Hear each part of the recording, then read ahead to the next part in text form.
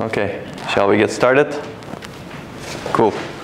So we're going to continue the memory interference and quality of service topics that we started last time. We're getting close to the end of the semester. Is everything going fine with the labs? Everything is good? You've started the C labs. So some of the ideas that we're going to discuss may go into your C labs if you want to actually do that extra credit. These are really fun things to study, especially at the C level. Once you go to the RTL level, some things get crazy, as you can imagine. If you thought building a processor is complex, building a memory controller is much, much more complex than that. That's why we're not doing it at the RTL level. But think about how these could be done at the RTL level. That's true for SSD controllers also. And we don't have a lot of time in the semester, of course, to go into SSD controllers in simulation in some way or in a lab. But that's a very good exercise, actually, in general.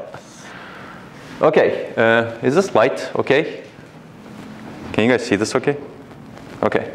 I have a big light shining on me, so it's not very, I cannot stand in the middle.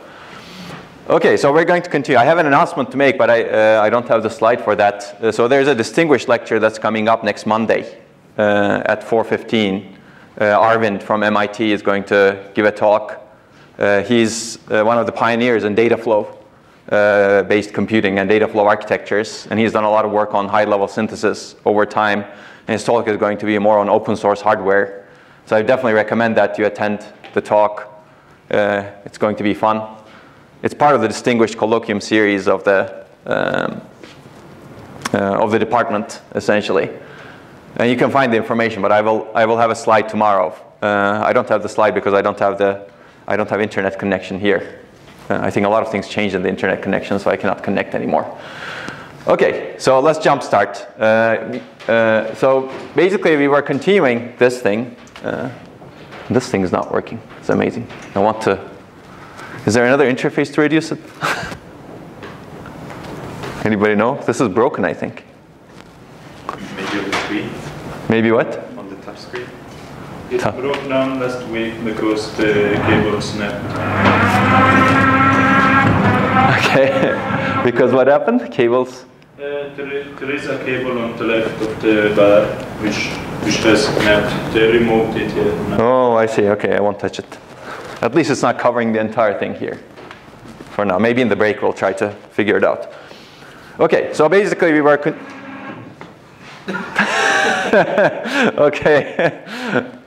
Actually, I have a control here. OK, that's good. That's good. It's better to have some other control. OK, so basically we were continuing the memory system interference. And we're going to go on it more. We're going to make it more complex. Remember, we actually had a history of we covered the history of quality of service of our memory controllers from the multi-core perspective.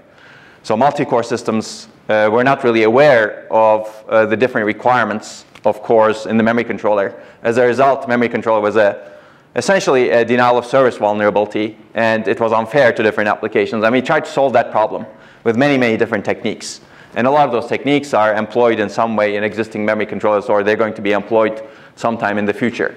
But now we're going to make it a little bit more complex. In addition to focusing on the multi-core system, we're going to add some more stuff in there.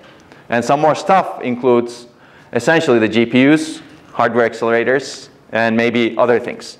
And if you look at a system, an SOC like this, it has many, many components that are essentially sharing the main memory controller. You can think of main memory controller as the center of the universe in an SOC because it controls access to memory, and everybody wants to access memory. Everybody needs to access memory. Everybody meaning every agent that needs to do computation on some data. I'm going to show you another picture of this later on. Basically, in many of today's systems, you have heterogeneous agents, CPUs, GPUs, a bunch of hardware accelerators, and you have main memory interference between these agents. Then the key question becomes, how do you actually do the resource allocation and scheduling to mitigate interference between these agents and provide predictable performance to those agents that do need that predictable performance? So we may not be able to answer all the questions, but I'm going to give you some ideas that are being employed in systems. So we're going to start with this work, staged memory scheduling. This basically looks at just cores and GPUs to begin with. We're going to make it more complex a little bit later. Let me give you the one-slide summary of what this is about. Basically, you have CPUs and GPUs running together concurrently, generating requests to the memory controller. And memory controller needs to handle both of those requests. And these happen to be very different in terms of their demands from the memory controller. CPUs usually are not extremely aggressive in terms of how many memory requests they inject. That's not always true. There are some cores that can be very aggressive, and if you exploit parallelism across the cores in an application, you can be very aggressive, right? But GPUs inherently have many, many cores internally, as you know by now, and they generate many, many requests. As a result, you need very large request buffers to handle those requests. And their GPU applications, many of the GPU applications are actually very memory intensive also. So if you actually take the monolithic application of our memory scheduler designs that we talked about previously, even the simplest ones are not easy to scale to large request buffer size. That's one of the problems that we have. How do you actually scale, for example, something like thread cluster memory scheduling, which clusters threads into multiple groups and then does some ranking across those groups, to very large request buffer size. It's not easy, and this paper discusses some details on how to, why it's not easy. So if you're really interested in the details, you can go into the paper. So the solution that this paper proposes, which is employed in some memory controllers today, is staged memory scheduling. Basically, you decompose the memory controller into multiple stages. As opposed to having a single monolithic buffer and looking into that buffer, you decompose it into multiple stages. Basically make it multi-level, multi-stage. And there could be many different stages, of course. This paper proposes one potential way of doing it. The first stage forms batches of requests that go to the same row. I'll show you an example of this. These are essentially queues that are sitting close to the cores or agents, and they accumulate requests coming from each agent, let's say, and they basically form batches of requests that go to the same row. So if 5 different requests go to the same row, they basically batch them together and say, okay, this is a big batch. That will have good row buffer locality.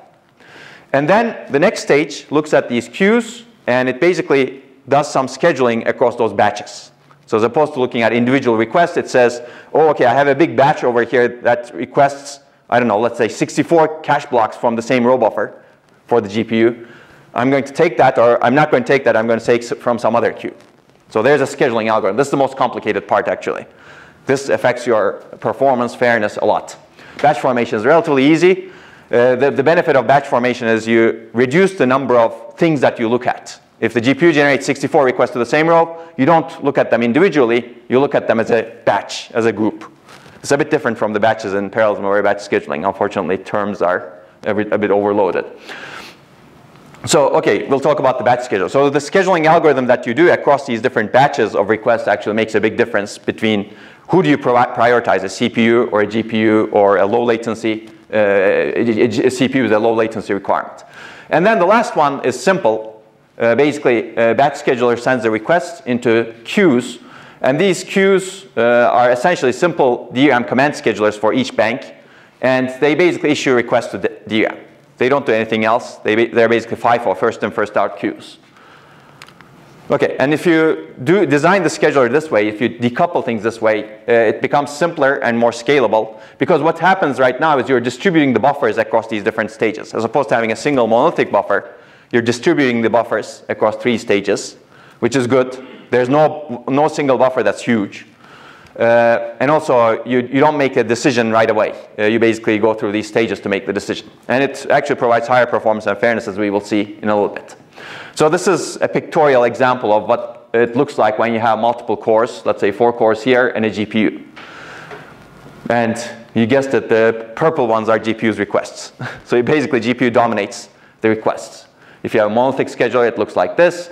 And you need to design the monolithic scheduler to decide which request to pick next.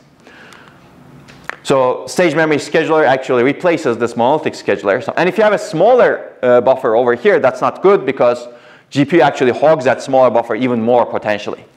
So you don't want smaller buffers in this case, because that's very unfair to the cores over here that are not injecting a lot of requests into the system. Okay, so basically the staged memory scheduler does this. It has queues associated with each of the agents. And these queues, the purpose of the first stage is to form batches. Batches are requests that go to the same row. And then second stage schedules those batches for some, with some criteria, as we will discuss. And the last stage is very simple. It's basically the DRAM command scheduler. So let's take a look at the first one. The first stage essentially forms the batches. Batches are requests that go to the same row. So this core, for example, it doesn't have many requests. It goes to maybe one row. That's it. GPU has many requests that go to the same row, so it has a large batch. And then these are the batch boundaries, if you will, in this pictorial example. And then the second stage basically looks at which batch to schedule next. Let's see. So for example, okay, this is a general substrate. The paper gives an example, a potential thing to do. You could potentially pick the shortest job first, or shortest batch first, right? That prioritizes the requests that from not so intensive, not memory intensive cores.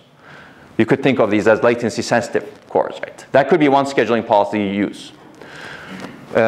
You could do round robin across these cores. That's maybe more fair. And then you could decide which one to use. So if you do shortest job first, for example, you pick the core that has the least intensity. So of course you could annotate this with other metrics.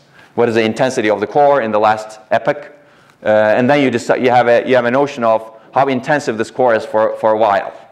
And then you have a notion of the row buffer locality of the current batch, and then you can make a decision. And I'd encourage you to read the paper if you're really interested in the details. But shortest job first prioritizes the cores that have fewer requests, likely memory not intensive. And in this case, we pick this one.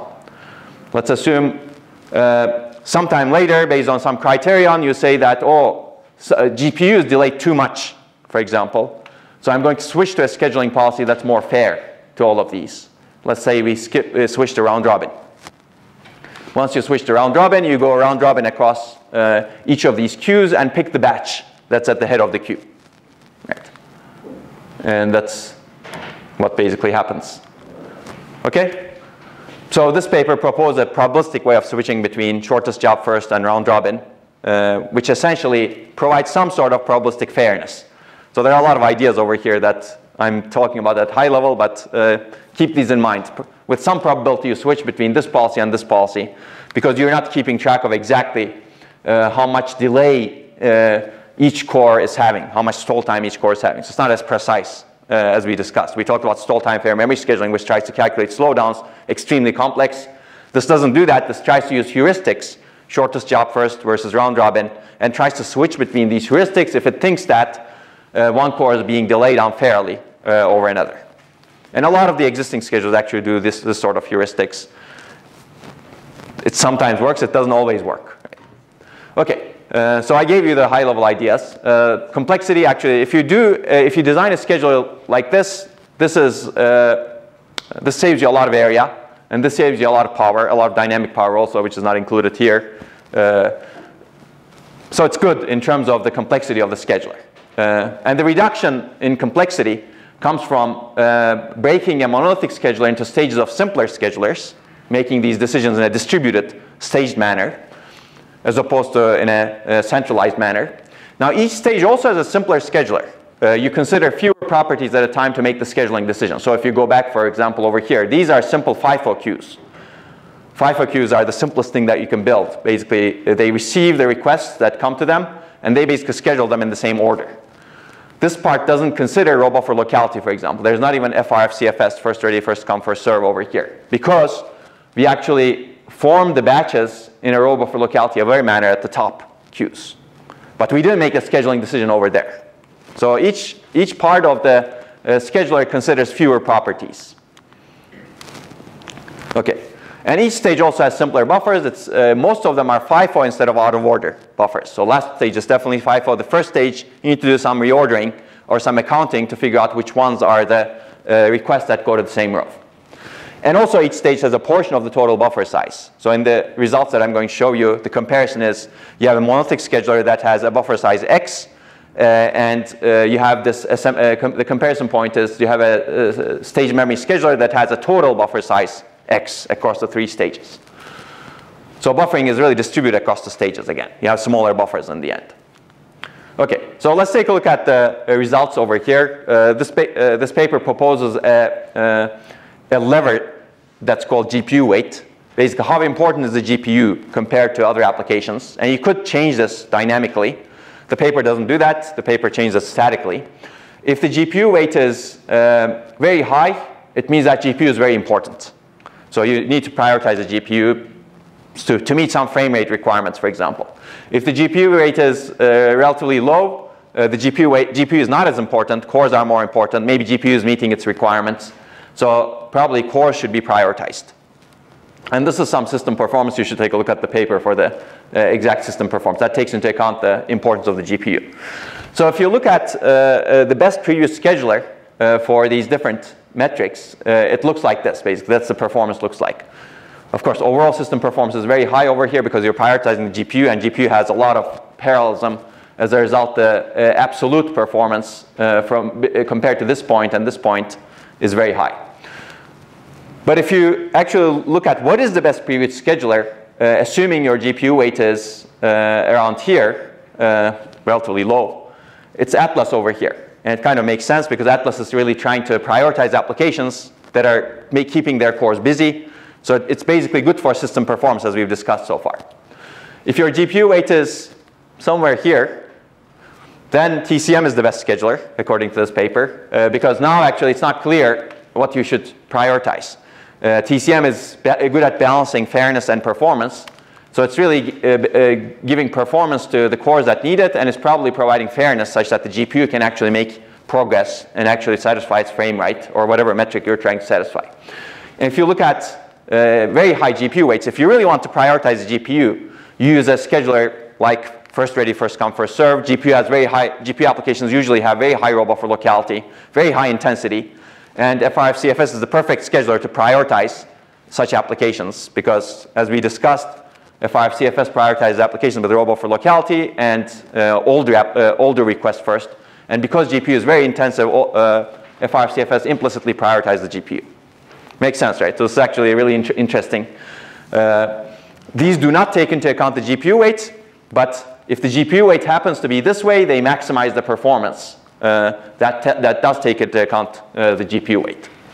So if you look at SMS, stage memory scheduler, this is the performance it gets. So it's best or almost the best across all of the GPU weights. So over here, if the GPU weight is very high, it gets very close. It's slightly better actually than FR-FCFS, first ready, first come, first serve. But where it really makes a difference is when GPU, it's not clear how well the GPU is doing. So if the GPU weight is low, then this actually provides higher performance because it's a simpler scheduler that actually makes better decisions. And here, it's also better than TCM, for example. I think TCM was somewhere over there. Yeah, it's also slightly better than TCM because it makes slightly better decisions. Okay? So by taking into account, by making the scheduler simpler, you also make actually better decisions. And this is actually similar to how current SOCs are built, and we're going to see even more detail in terms of how current SOC memory controllers are built. Any questions? I gave a lot of concepts over here, like probabilistic switching between scheduling, distributing the memory controller into stages. So these are actually very high-level concepts that are really employed in schedulers in different ways.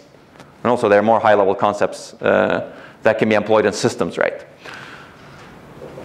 Okay, if there are no questions, I'll move to even more complexity. And the systems are going to be even more complex than what I'm going to describe, actually. So if you end up building memory schedulers, you'll have a lot of fun with these systems. But any complex scheduling system becomes similar, actually, because all of the resources that we have today in complicated systems are heterogeneous. In a data center, for example, if you're designing a workload scheduler to machines, you'll have to take into account all sorts of heterogeneity. Heterogeneity of the workload, heterogeneity of the machine, heterogeneity of the interconnect, the distance between the machines. So it's just very complex.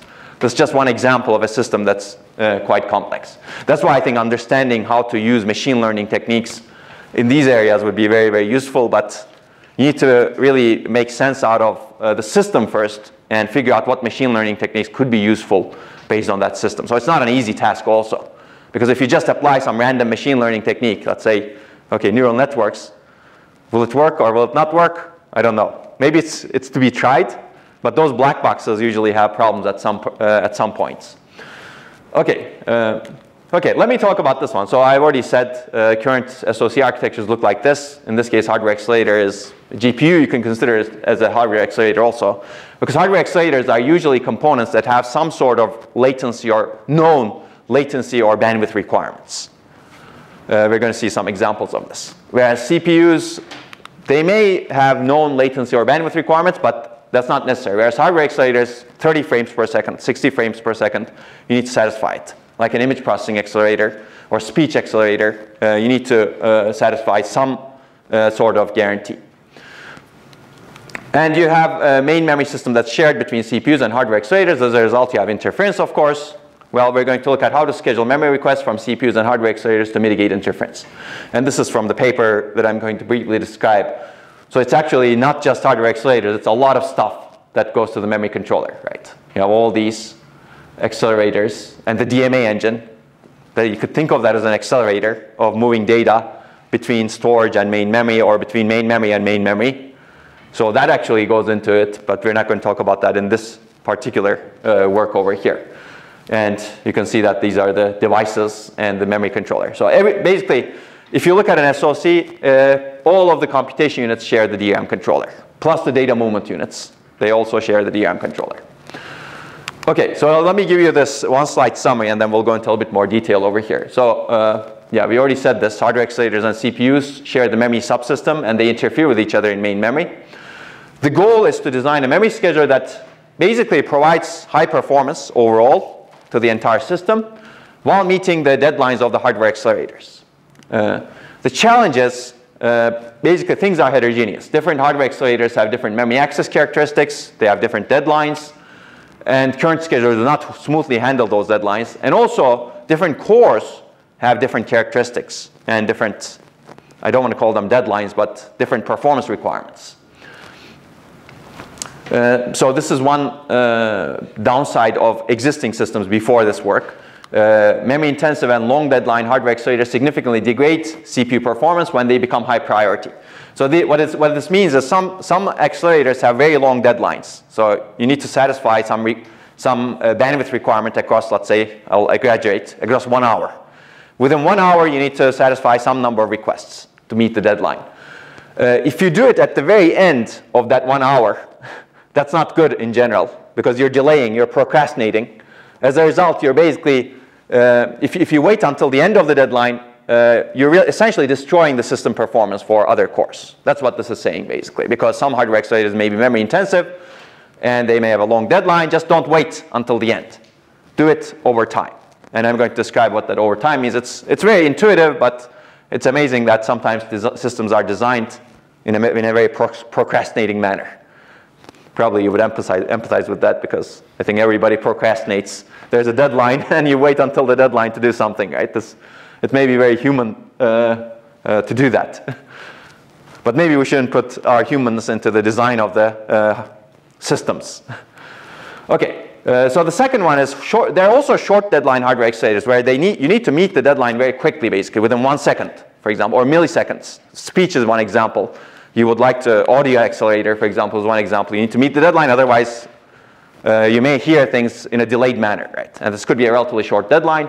Sometimes they miss their deadlines if you do procrastinate, basically, because they need to have some number of requests, and their deadline is short, and you're basically trying to funnel these requests through the memory controller with a very short deadline. So you may actually miss these deadlines. So this paper proposes doing worst-case execution time scheduling for these accelerators. So if you know the access, and usually the access patterns over these accelerators are known, so you basically assume that the accelerator is going to generate a lot of requests, the maximum number of requests, and they're going to be scheduled in the worst way. And you're going to basically start scheduling it as early as possible. So the solution, I've already given you the key ideas, basically. So it's called the dash memory scheduler, deadline aware heterogeneous. I don't remember what S stood for. We'll see it.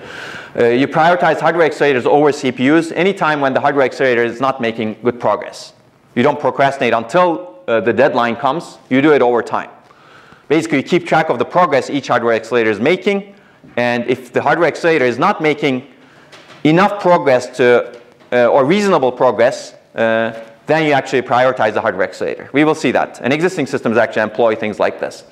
And you also do application-aware scheduling for CPUs and hardware accelerators, because applications have different memory intensity requirements, hardware accelerators have different memory intensity requirements, and these are very similar to the ideas that we've discussed earlier, like TCM, thread cluster memory scheduling, or Atlas. This uses a version of thread cluster memory scheduling.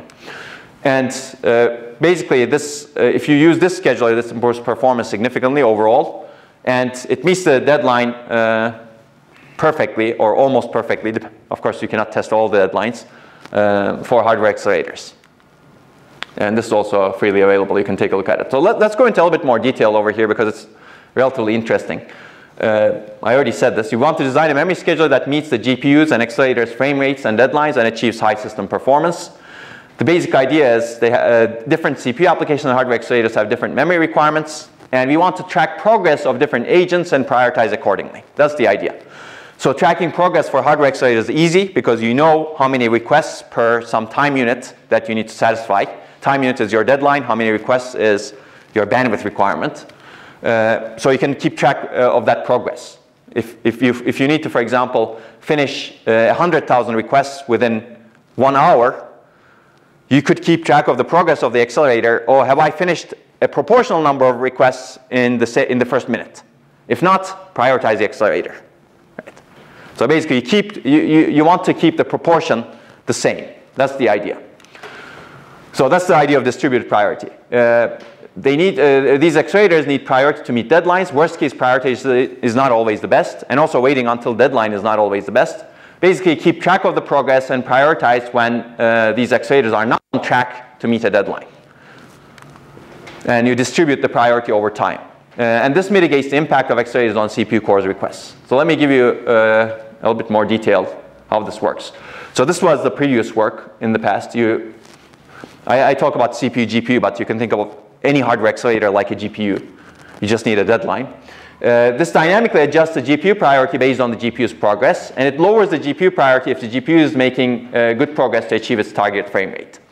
And if you apply this to hardware accelerators, this is what you do basically. You keep track of the current progress, the number of finished memory requests for a period, divide by the total number of memory requests for a period, and you have some expected progress. This elapsed cycles in a period, divide by total cycles in a period. And if your expected progress is greater than some threshold, you prioritize a hardware accelerator over the CPUs. If your current progress is greater than the expected progress, hardware accelerator is doing well, the CPU is prioritized. If your current progress is not good, is less than the expected progress, then you do this basically. So what this does is, I mean, you can read the paper for more detail, but this basically waits until the deadline almost at the end to prioritize the hardware accelerator. So we don't want to wait until deadline. That's the idea. So what would we like to do? Basically, a hardware accelerator is prioritized only when it's, so this is downside in the previous mechanism. A hardware accelerator is prioritized over CPU cores only when it's close to the hardware accelerator's deadline. And as a result, the hardware accelerator often misses deadlines. And also, this doesn't consider the diverse memory access characteristics of CPUs and hardware accelerators. It treats each CPU and hardware accelerator equally. It misses some opportunities. So let's take a look at the first problem. And we're going to solve the first problem. The other problem I'm not going to discuss in detail, because we know that different applications, different cores have different requirements, and they need to be treated differently by now. So what's this first idea? We want to compare the current progress against the expected progress of a hardware accelerator, and essentially dynamically adjust the hardware accelerator priority based on its progress every scheduling unit. So if the current progress is less than the expected progress, it's okay to prioritize the hardware accelerator over the CPU. Basically, because the hardware accelerator is not making good progress at that point in time. Don't just wait until the deadline over here. Okay, so let's take a look at an example over here. So these are requests from two CPU applications and a hardware accelerator. You have CPU A and then DRAM, and then CPU B and then the DRAM. And these have, one is memory non-intensive and the other is memory intensive, as you can see over here. We've already seen a lot of graphs like this, as you know. And this is the hardware accelerator. So hardware accelerator has a period of 20 T. T is time units. Let's say it's called a scheduling time units. And it needs to basically have finished 10 requests across those 20 time units. So in a distributed priority scheme, let's assume that we have a scheduling unit of 4 time units. We make a prioritization decision across 4 time units. So these are things that you need to handle. How often do you need to change the priority? And that's the granularity of the scheduling unit in this case.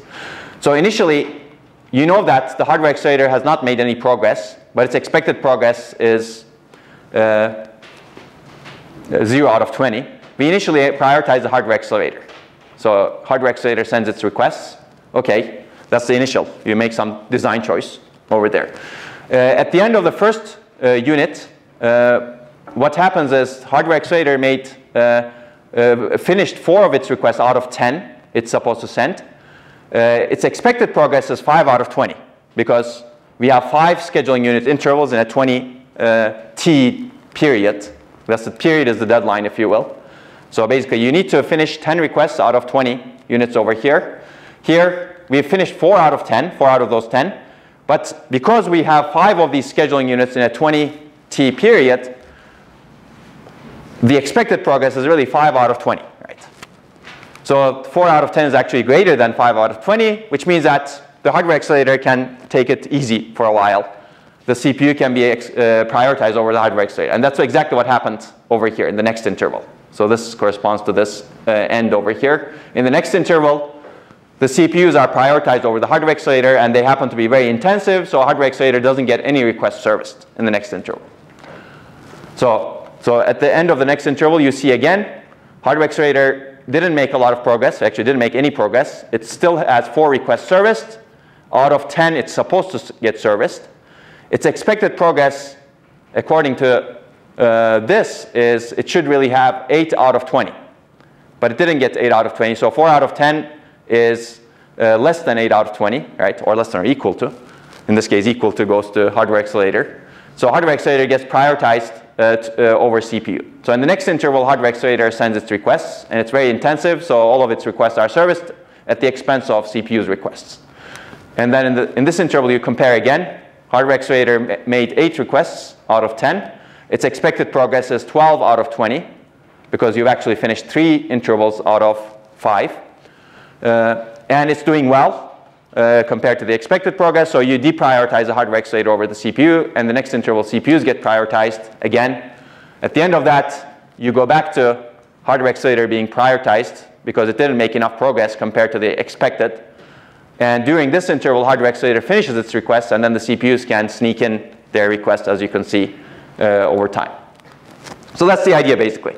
You you distribute the period of a hardware accelerator into smaller time units, scheduling units, and you basically make a decision at the beginning of the scheduling unit by comparing the current progress of the hardware accelerator to the expected progress of the hardware accelerator.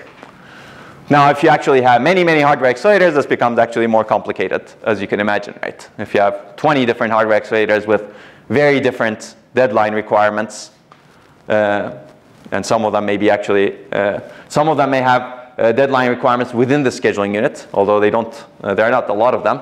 So it becomes very difficult, and this paper actually discusses those issues. I'm not going to go into the detail of this, but this works really well for long deadline accelerators, where you can actually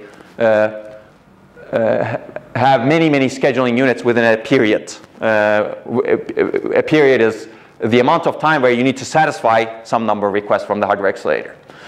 But if you have short deadline accelerators, essentially, you need to finish a request every 4T, let's say. How do you actually do that? Well, then actually, what we do is we make an estimate of what is the worst case memory access time this hardware accelerator will encounter if it's not prioritized, and then we will prioritize it based on that. So we prioritize as early as possible. It's not a very good scheduling mechanism, but you have to do it so that you don't miss the deadlines. And if you want to look at it, you can take a look at the paper. Okay, so there's another observation, as we've discussed earlier, and you already know this very well. By now, memory-intensive cores are much less vulnerable to interference, and memory-non-intensive cores are much more vulnerable to interference. So we prioritize accelerators over memory-intensive cores to ensure that accelerators do not become urgent, meaning their priority doesn't increase significantly. So So, okay, this is the key summary of key ideas. I'll give you some results in a pictorial form very quickly also. We want to distribute priority for hardware accelerators, prioritize hardware accelerators over memory-intensive CPU cores, even when the hardware accelerators are not urgent, meaning that they're making good progress. We still prioritize them over memory-intensive CPU cores because memory-intensive CPU cores do not get affected, and the hardware accelerator keeps calm. Its priority doesn't get increased later on. And short deadline period hardware accelerators are a bit harder to handle. If you really want to satisfy a guarantee, you really need to estimate the worst case time it takes to service its requests and schedule requests based on that. And these are the results. So, and this is the final scheduling policy. This also still needs to improve, I think, going forward, because it's not very scalable to many, many accelerators. So basically, short deadline period hardware accelerators that have high priority are prioritized over everything. Long deadline period hardware accelerators that are high priority have the second priority level. And then memory non-intensive CPU applications, because they're usually latency sensitive, as we've discussed before. And then you have long deadline period hardware accelerators that are not prioritized, meaning they're making their expected progress happily. And then you have the memory intensive CPU applications. It turns out it's not clear which one you should prioritize, because these are meeting their deadlines, these are memory intensive. So this paper proposes a probabilistic switching mechanism between some of these. I think there should be more probabilistic algorithms to be employed in the memory controllers. And I think that could actually lead to more machine learning based mechanisms as well, actually. So it's good to think about this a little bit. And the last one is short deadline period hardware accelerators that do not have priority, because we've already scheduled them based on the worst case. If you haven't started scheduling these short deadline period hardware accelerators, there's no need to schedule them, because you know how long they will take to get serviced. So experimental methodology, the simulator is actually online. This is something that I encourage people to use even more. But of course, we don't have assignments in this class, but if you're interested, you can take a look at it. And you can read the paper for more detail. Basically, these are some of the hardware accelerators that are tested. There's also a GPU, but I'm not going to discuss that as much. Image processing, image recognition, and these are actually accelerators that are available. There are many, many accelerators that are not available publicly. Certainly, this has many accelerators that are not available publicly, like encryption, decryption, many, many other accelerators that you can actually imagine to test. The good thing is not all accelerators are usually active at the same time. That's a very good thing to realize. If they were all active at the same time, the scheduling problem is a huge nightmare. If you actually know when each of them is active, then you can be a little bit more intelligent about them, because usually applications activate different accelerators at different times.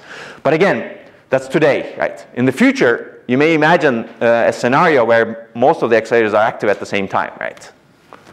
So this scheduling problem will become much worse into the future. That's why I spent some time talking about it. So let's take a look at some results. So these are some examples, actually, from real-world accelerators. And these are not the most stringent accelerators, in my opinion. So image processing, for example, has a period of 33 milliseconds. And it has a bandwidth requirement of this much.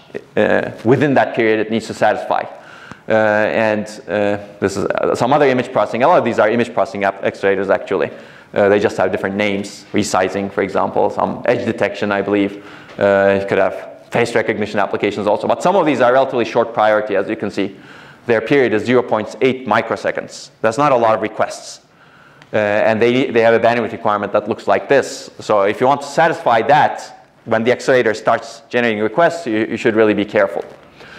And the paper looks at different configurations with different accelerators. You can take a look at it for more detail. And the paper also looks at different ways of designing schedulers, trying to adapt existing schedulers, which doesn't work very well. For example, one way of doing it is you always prioritize the hardware accelerators over CPUs. That's not a very good way, actually. There are other ways of doing it. You basically adapt FR-FCFS and TCM to always prioritize hardware accelerators. We will see that it's not a very good way. It loses performance significantly because it's not prioritizing the CPUs often enough.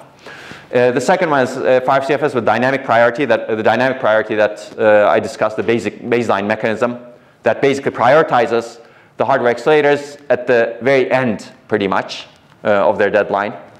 And you can take a look at it in the paper. And the last one is the dash scheduler, which we discussed. So these are the performance results. if you actually look at just performance, average across many workloads, this is what you get. Prioritizing the hardware accelerators is not good. This is your weighted speed up. The dash scheduler actually provides much higher performance for CPUs.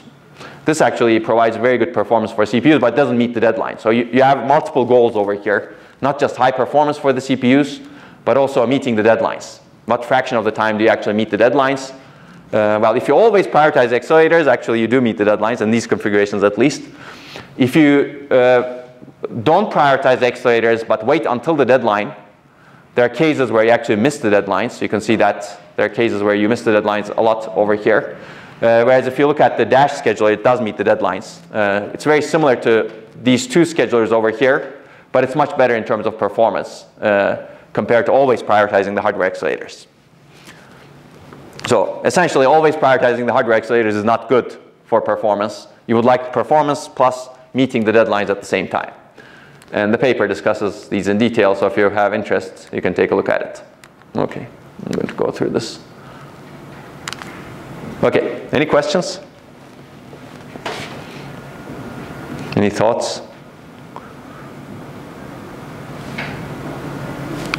So now you can see this is actually the most complicated thing I'm going to discuss in terms of heterogeneous systems. And this is very close to the state of the art, really. State of the art is a little bit more complex, but it's also a lot more heuristic based too. This is an area that requires a lot more intelligence, in my opinion, because as we discussed with reinforcement learning based memory controllers a long time back, humans may not be the best in making these decisions. Humans may be the best actually in figuring out what decisions to be made and specifying potential things to look at to make those decisions, but maybe not how those decisions are exactly made. So if you can design a robust system where those things are input into some more, maybe agent that can actually be a little bit more intelligent or a little bit more adaptive, I think this could be much better, frankly. Because I know this is a big mess in terms of scheduling. And scheduling problems are actually a very good fit for trying to figure out how to actually make them more automated. Although we're at the beginning, I think, in terms of how to design systems that can actually adapt themselves to schedule better. But this is a very good problem. This problem exists pretty much everywhere in systems because heterogeneity in systems is really increasing today. Okay. How are we doing in terms of the break? This is a good place to take a break, probably. So let's do that. Let's take a break until 1:15, and then we'll continue with, we'll switch just a little bit. Okay, let's get started.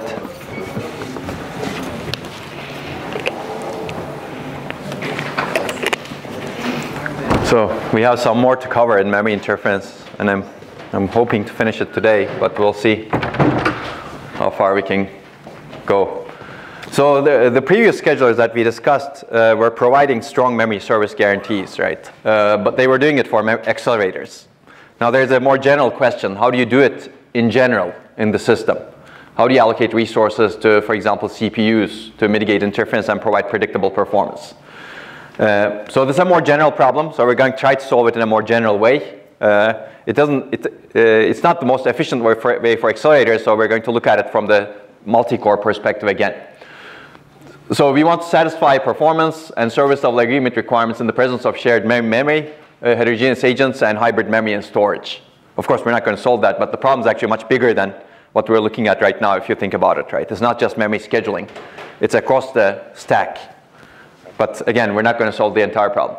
So one of the approach that I'm going to describe is going to develop some techniques and models to accurately estimate the performance loss of an application when it's sharing resources with other applications. So we're going to go back to the slowdown estimation, and we're going to try to do it right at this time. How do you do it more accurately? Stall time fair memory scheduling tried to do it. It wasn't very accurate, and I'll give you some accuracy numbers. Now, after some number of years, we're going to go back to it and rethink the problem a little bit. And we're going to be more accurate. And once you have that information, what is the slowdown of each of the applications running on different cores? Now you can actually use that information to guide your resource prioritization, like scheduling mechanisms, to try to achieve the required performance levels of all applications. Right? That's the idea. If you have some slowdown requirements for different applications, you try to adjust your scheduling such that hopefully each application satisfies its slowdown requirements, assuming the slowdown requirements are satisfiable. Right? Sometimes they may not be satisfiable. You may have too stringent requirements, and you may have too many applications. As a result, maybe one or more of the applications doesn't satisfy its slowdown requirements. Right? Of course, the goal is to provide high system performance while doing all of this. Because if you don't care about high system performance, again, the problem is really easy. Right? You have a 1,000-core system. You just run one application on it, on one core, and it doesn't matter. Its performance is always predictable. Right? So that's not the goal here. And I'm going to talk about this paper and just foreshadow this one a little bit. And there are other examples of this. We're going to go back to this later on. This provides a mechanism for slowdown estimation also, based on stall time fair memory scheduling, but it's not very accurate. It uses it for a different purpose, but it's a completely different approach. We will see that. We're going to talk about this one and briefly talk about this one. Let's start with this one. This is basically, I'll go through the problem very quickly again. You have unpredictable application slowdowns. In this case, this workload runs with GCC. It slows down by 2x. It runs with another application that's very memory intensive. It slows down by almost 6x, let's say. So an application's performance depends on which application it's running with. And we want predictable performance on multiple application shared resources, especially if some applications require performance guarantees.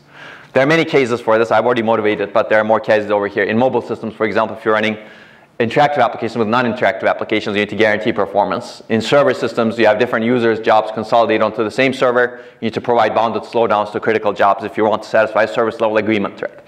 And these are not hardware accelerators, so we're going to ignore hardware accelerators for now. We have a way of dealing with hardware accelerators. What if different cores have different slowdown requirements? And these exist in real systems. So how do you actually provide predictable performance in the presence of memory interference in this case? So we're going to do two things. One is estimate slowdown, hopefully very accurately, and control slowdown. So let's take a look at how do we estimate the slowdown.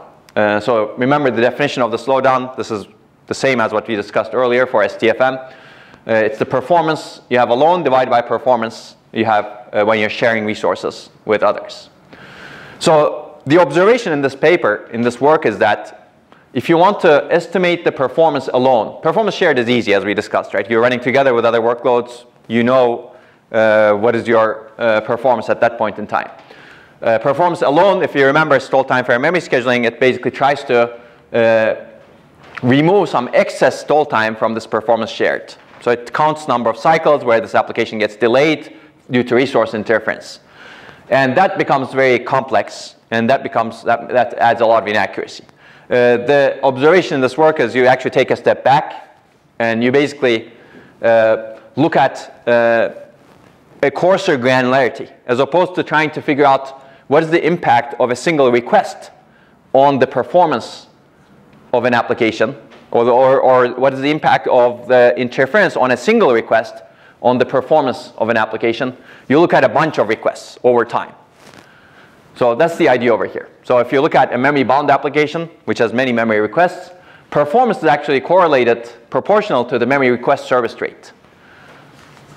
So what does this mean? Request service rate is how many requests are serviced for some number of seconds over some interval, basically.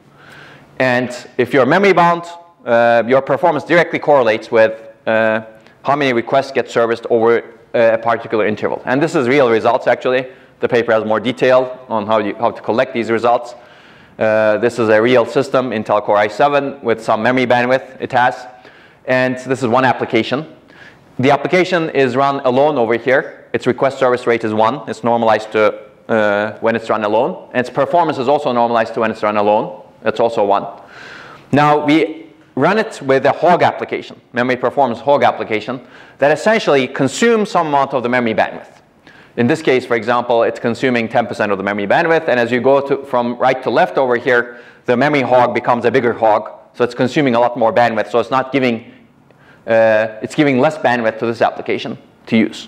So you can control the request service rate by having a hog that's running together with this application to understand the impact of the request service rate, or the correlation between the request service rate and the performance. And it turns out, because it's a very memory bound application, it doesn't make use of the caches really well. Its performance is very much linearly correlated with the request service rate it gets from memory. That's the idea. And that's actually true for pretty much all the memory bound applications that are examined. As a result, there's a direct correlation between the request service rate and performance. So that's good. Now we can actually use request service rate as a proxy for estimating an application's performance. Right. That's the idea. You can rewrite this equation. Slowdown equals performance alone divided by performance shared. We can rewrite that as request service rate alone divided by request service rate shared. And you can actually look at an interval to see what is your request service rate shared. Now you need to figure out what's your request service rate alone. That becomes a bit tricky. So this is easy. You look at over an interval, let's say, I don't know, 1 millisecond. How many requests are you getting serviced when you're sharing resource with others? That's easy to calculate. It's actually two counters, right? One is the length of the interval. If it's fixed, you don't need a counter for that. And the other is number of requests that you get serviced.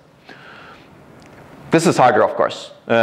Still harder, but it's going to be easier with the next observation that we're going to discuss. How do you actually figure out the request service rate that you have alone when you're running together with others? And the second observation actually enables that. Basically, it says if you want to estimate the request service rate alone of an application, you give the application high priority while it's accessing memory, in accessing memory. So if you have highest priority, you get little interference from other applications. It's almost as if the application were run alone.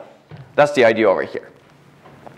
So let's take a look at this. You run alone. This is a service order over here. If you run with another application, the other application interferes with you. So the number of requests that are serviced is 2 out of 3 time units over here. But if you actually prioritize this application, you're very much similar to running alone, right? That's the idea. So for example, if you're trying to estimate how many requests that you're getting serviced in 2 time units, here's 2, here's 1, here's 2. So you estimate it correctly, right? That's the idea. And this actually leads to very good estimations. Of course, it has some downsides. So this is the model, basically. The model is very simple right now. For memory-bound applications, Slowdown is estimated as request service rate alone divided by request service rate shared. And request service rate alone is estimated by giving highest priority to that application and looking at how many requests it gets serviced during that time. Does that make sense? So whenever you give highest priority, you count the number of requests, and you count how much time you give highest priority to this application. That's how you compute the request service rate alone. And request service rate shared, you already know how many requests you're getting serviced in a given amount of time. And then you divide them, and that's your slowdown estimation. So there's a third observation over here. So if you look at a memory-bound application, it looks like this. It has many requests. With interference, its request increases. So it basically has a memory phase slowdown that's dominating overall slowdown over here. So the compute phase is very little in a memory-bound application. Most of the time it spends waiting for memory. That's why this request service rate estimation works well, because most of the time is dominated by the requests. It's not dominated by the computation or the overlap between computation and memory. So if you look at a non-memory bound application, it looks very different. It looks like this, basically. Blue parts or compute parts dominate. And if you actually have interference, now there's some amount of time that gets scaled. Basically, your slowdown, this is the slowdown that you get in memory, that gets scaled to affect the entire application's performance. Basically, only the part that's affected by the memory, the memory fraction, only the memory phase is affected significantly with interference. So the model for these applications is this part doesn't change. That's actually just an assumption. That's not true, because if you have interference, your overlapping between the blue and red parts may change, but we're not going to take that into account. That introduces error into the model, but that becomes very complex to also take into account. We want to build a simple model. So with interference, the compute phase doesn't change, but the memory phase gets scaled by the slowdown amount. And that's the slowdown model. The compute phase, 1 minus alpha fraction, stays the same. the alpha fraction gets scaled by how much your request service rate gets reduced, essentially. And that's your slowdown. Does that make sense? It could be more complicated, but we're not complicating it yet. Okay, so how do you implement this now? As I said, you don't want to keep track of these interference on a request per request basis, although I'm going to deconstruct that in a little bit because there's something that you need to do for accuracy. You have this interval-based operation. Within an interval, you measure the request service rate shared of an application. You measure alpha, which is what fraction of the time the application is waiting for memory. That's easy to measure also, right? How many cycles you're stalled because your memory request has not returned over the entire number of cycles that you have in the interval. You estimate request service rate alone, as we discussed. You prioritize the application for a small time period. You look at the request service rate alone within that time period, and then accumulate that over time. So these are easy to measure basically within the interval. And then at the end, you estimate the slowdown in different ways. So for memory-bound applications, essentially request service rate alone divided by request service rate shared. For non-memory intensive applications, you take into account alpha, as we discussed. And then the next interval, you basically enforce something. And we're going to talk about something. You basically know the slowdowns at this point. Maybe you know the slowdown requirements, and then you do the scheduling to satisfy the slowdown requirements. But also, at the same time, you measure the same things. Right? So basically, you keep operating using this interval. How do you select the interval? Of course, that's an empirical thing that needs to be specified. But a longer interval is usually good for stable applications. If the interval is too short, you may actually make mistakes. You may actually have no time to estimate RSR alone really well. So long intervals are good for estimation accuracy.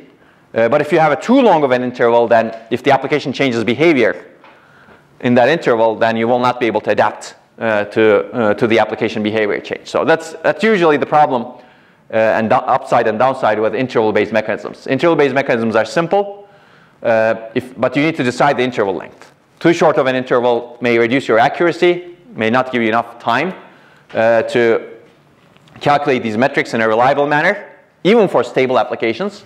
Too long of an interval is not good for unstable applications, meaning if an application changes behavior, you'll not be able to get good accuracy because you're not estimating things in a steady state. If the application doesn't have any steady state, of course, then none of this may work really well, right? Okay, so how do you measure request service rate shared and alpha? A little bit more detail.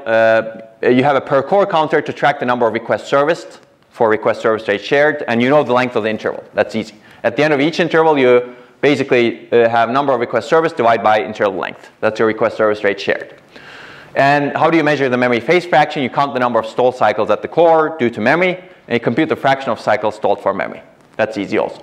Request service rate alone is a little bit more complicated, as we discussed. You estimate this. You periodically give each application highest priority in accessing memory. To do this, you divide each interval into shorter epochs. At the beginning of each epoch, the memory controller, let's say, randomly picks an application as the highest priority application.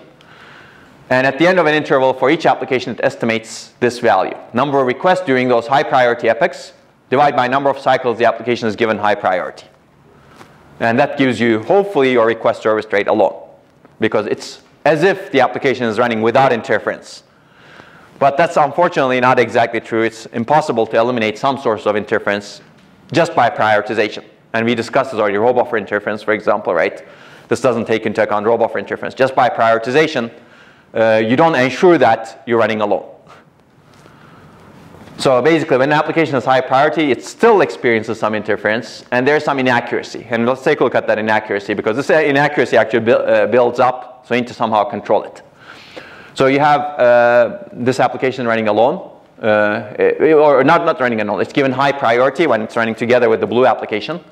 And because it's given high priority, its first request is prioritized over the blue one. Then blue one generates a request, and this gets serviced. And while this is being serviced, the red application generates another request.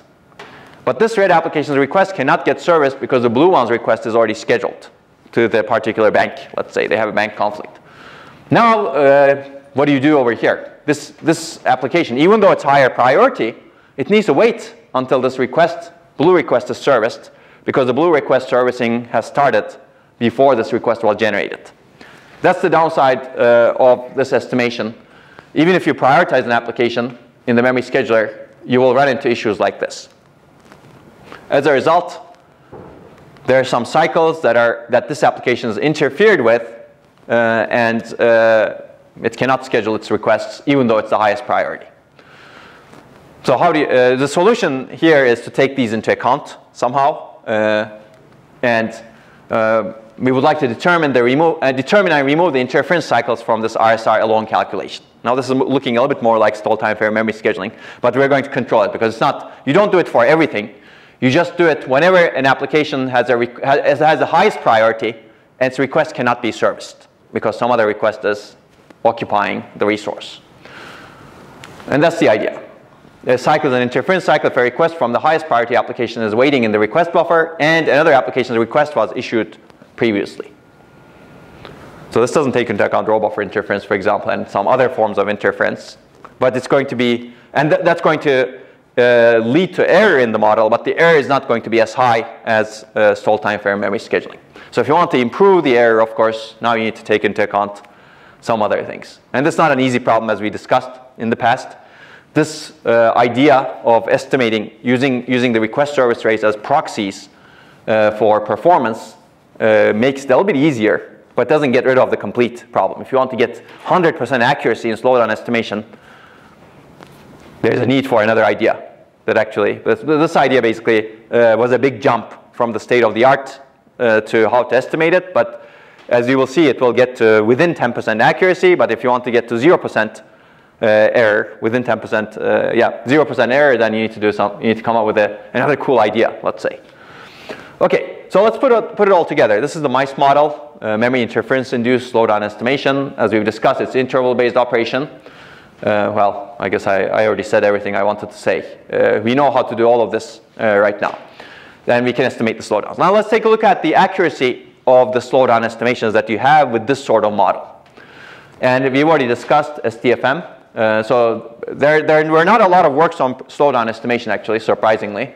The first work was ours. We discussed that. FST, fairness via source throttling, we're going to discuss that as another.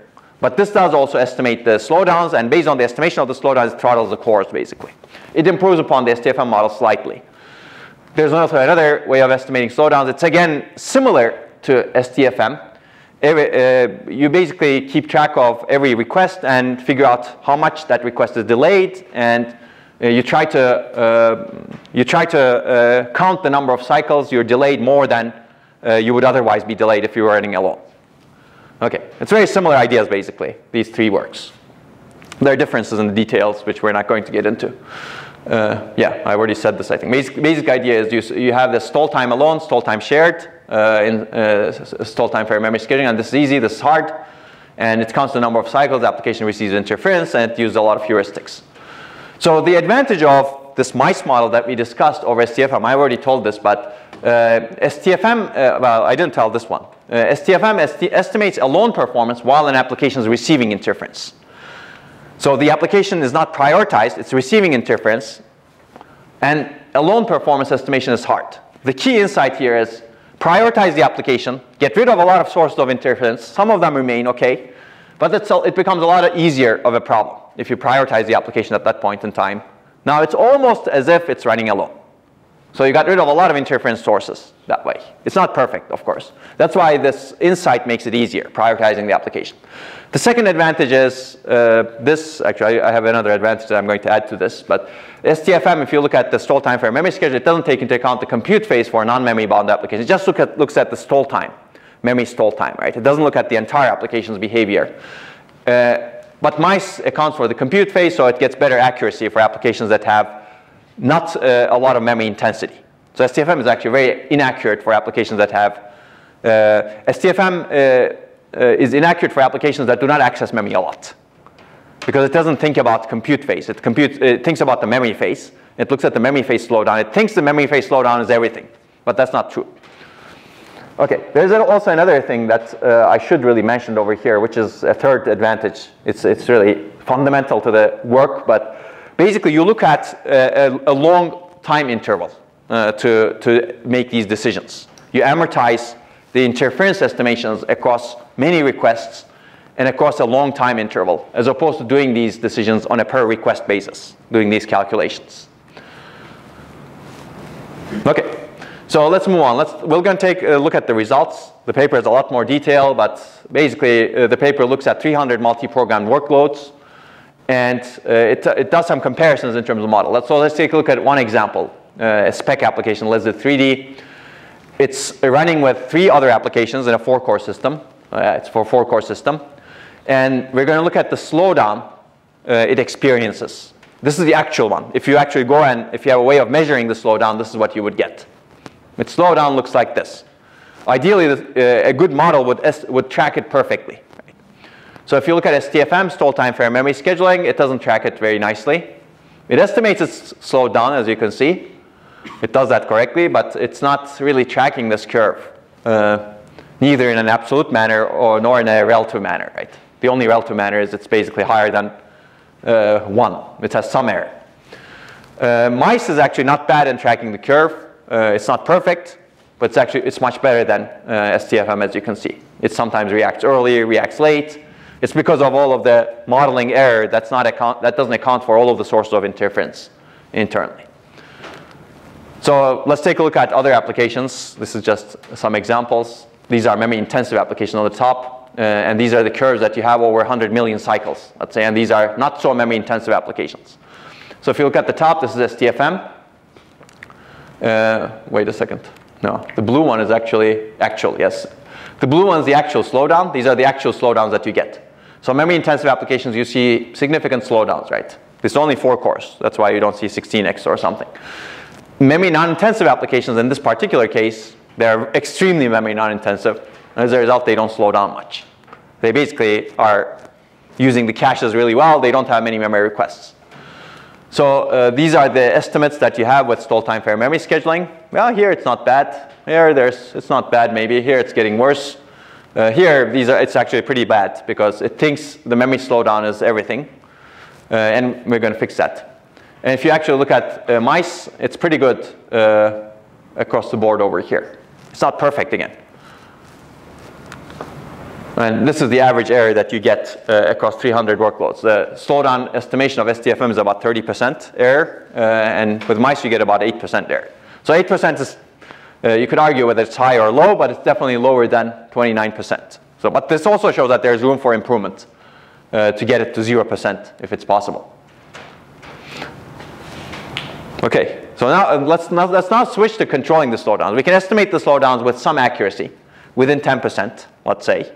And this is actually a breakthrough because 30% to 10% is not easy to get.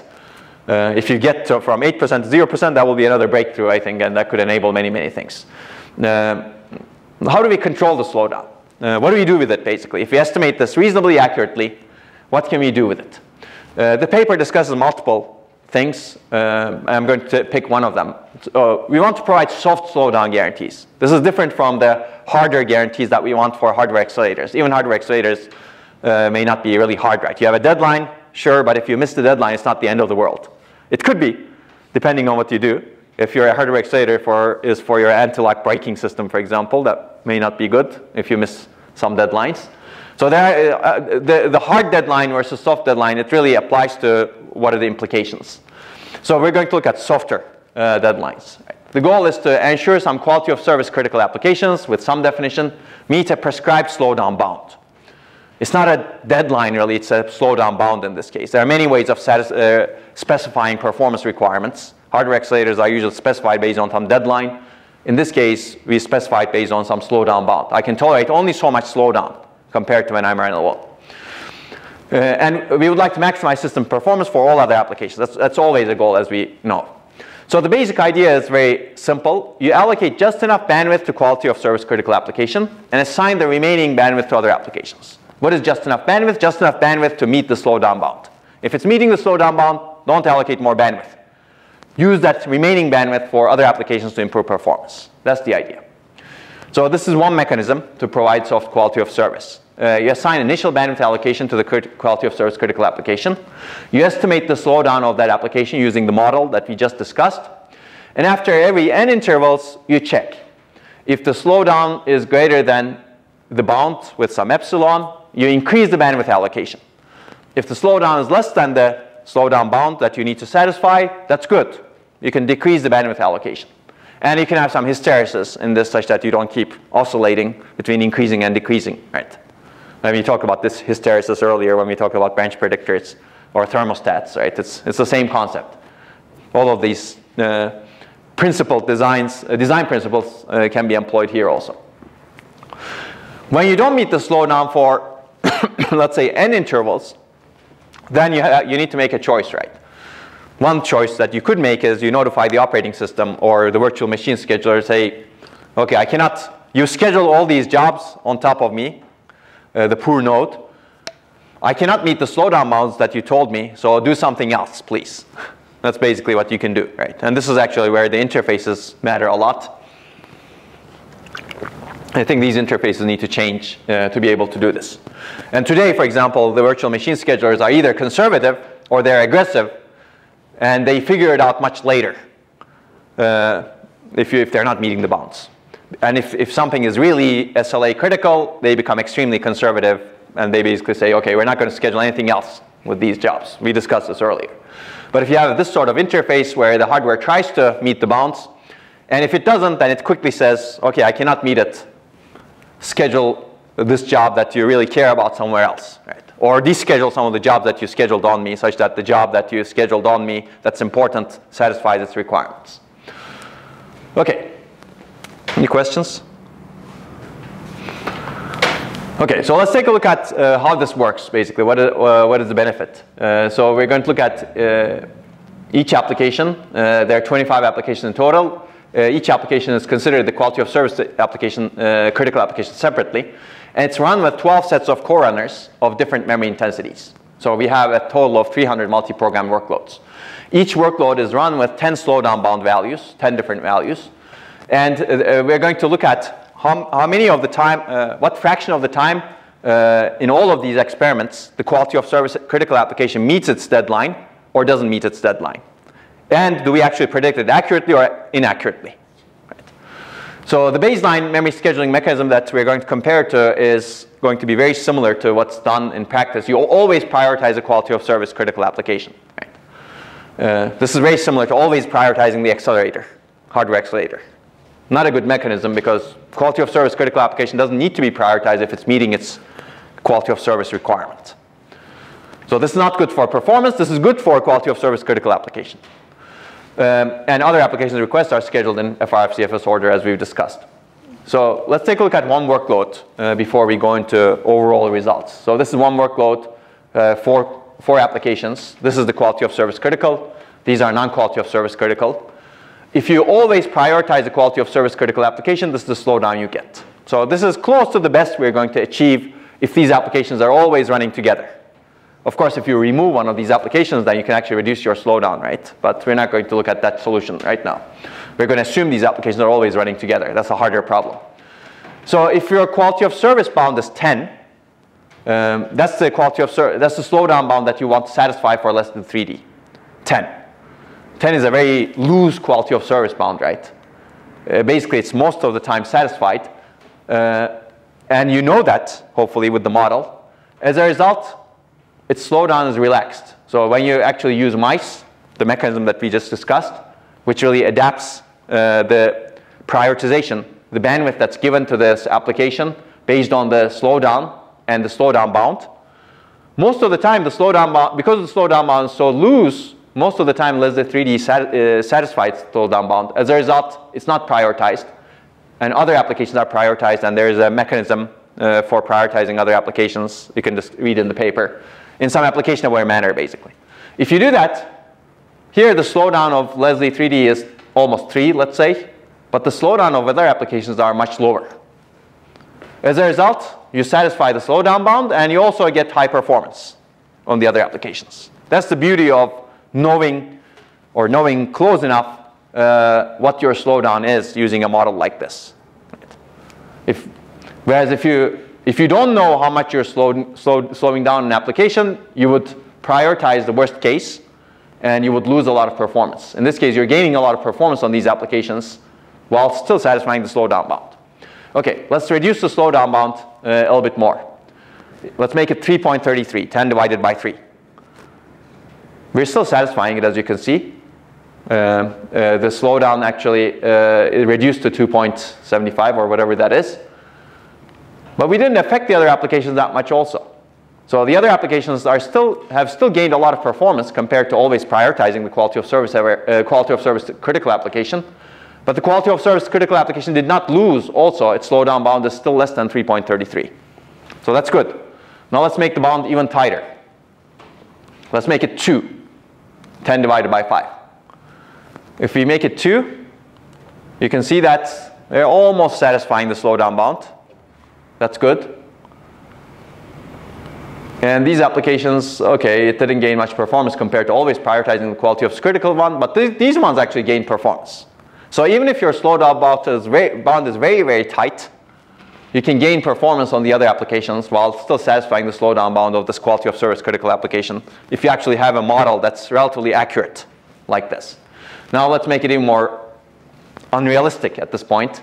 Basically, slowdown bound is 1.1 or 1.14 or whatever that is, or 10 over 7, 10 divided by 9. At this point, we're not satisfying the slowdown bound, as you can see, right? Slowdown bound is somewhere over here. We're not satisfying the slowdown bound, but we're not doing worse than always prioritizing. And that's also true over here. Actually, this application is still doing slightly better than always prioritizing, as you can see. So if you can actually estimate your slowdowns, you can get much better performance while also satisfying the slowdown bounds, assuming the slowdown bounds are satisfiable. So in this case, for example, if Leslie 3D is not satisfying a 10 divided by 9 slowdown bound, what will happen is after some intervals, the hardware would say, okay, I cannot satisfy the slowdown bound, operating system, do something else. Don't schedule all of these next to this application because I cannot satisfy this tight of a slowdown bound for this application. Right? So that's the idea. So this is just one workload. Okay, and it shows that you can meet the slowdown bound for the quality of service critical application while improving the performance of non-quality of service critical applications. Now let's take a look at aggregate data points. If you have 3,000 data points, how do we get the 3,000? Let's try to get it. You basically have 300 multi-programmed workloads and 10 slowdown bound values for each of the quality of service critical application. And this is how we get the 300. 25 applications in total, 12 sets of corunners, that's 300. That gives you 3,000 data points. And each of those 3,000 data points, there's a quality of service bound or slowdown bound, and there's a quality of service critical application. They are different applications, different bounds. We're not going to examine exactly what those are, but we're going to look at the aggregate results across 3,000 points. This is the best case. So there are two dimensions. Is the application really meeting its slowdown bound? Yes or no? Are we, with the mice model, predicting that it's actually meeting the slowdown bound? Yes or no? This case is good because the application is meeting its slowdown bound, and we're actually correct in saying that, okay, the application is actually meeting its slowdown bound. That's good. This is the place where you gain a lot of performance on the other applications. So 78.8% of the cases, that's good.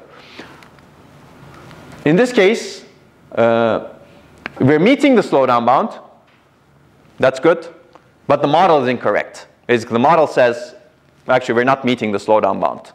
So that's not terrible, because the application is doing well, but the model is not efficient. So it's really prioritizing. It's really losing efficiency by not prioritizing other applications. In the worst case, it may actually tell the operating system, okay, I'm not meeting the slowdown bound, so do something else. Okay, it's not terrible. So we can meet the slowdown bound for about 80.9% of the applications. So this case is also not bad. We're not meeting the slowdown bounds for whatever reason. And we know that we're not meeting the slowdown bounds. So in this case, the slowdown bound is too tight, or we tell the operating system to do something else. Now this is probably the worst case, where the quality of service bound, slowdown bound, is not met, but the model is saying, oh, you're actually meeting the slowdown bounds, right? You're thinking that you're satisfying the requirements of the application, but you're actually not satisfying the requirements of the application, and you're not even aware of it. So you cannot do anything about this. So ideally, you would like to get this close to 0, even if it comes at the expense of making this higher. Okay, Basically, you miss deadlines over here, and you don't even know that you're missing deadlines. Well, I shouldn't say deadlines in this case, but you're missing performance requirements even though you don't know that you're missing performance requirements. Okay,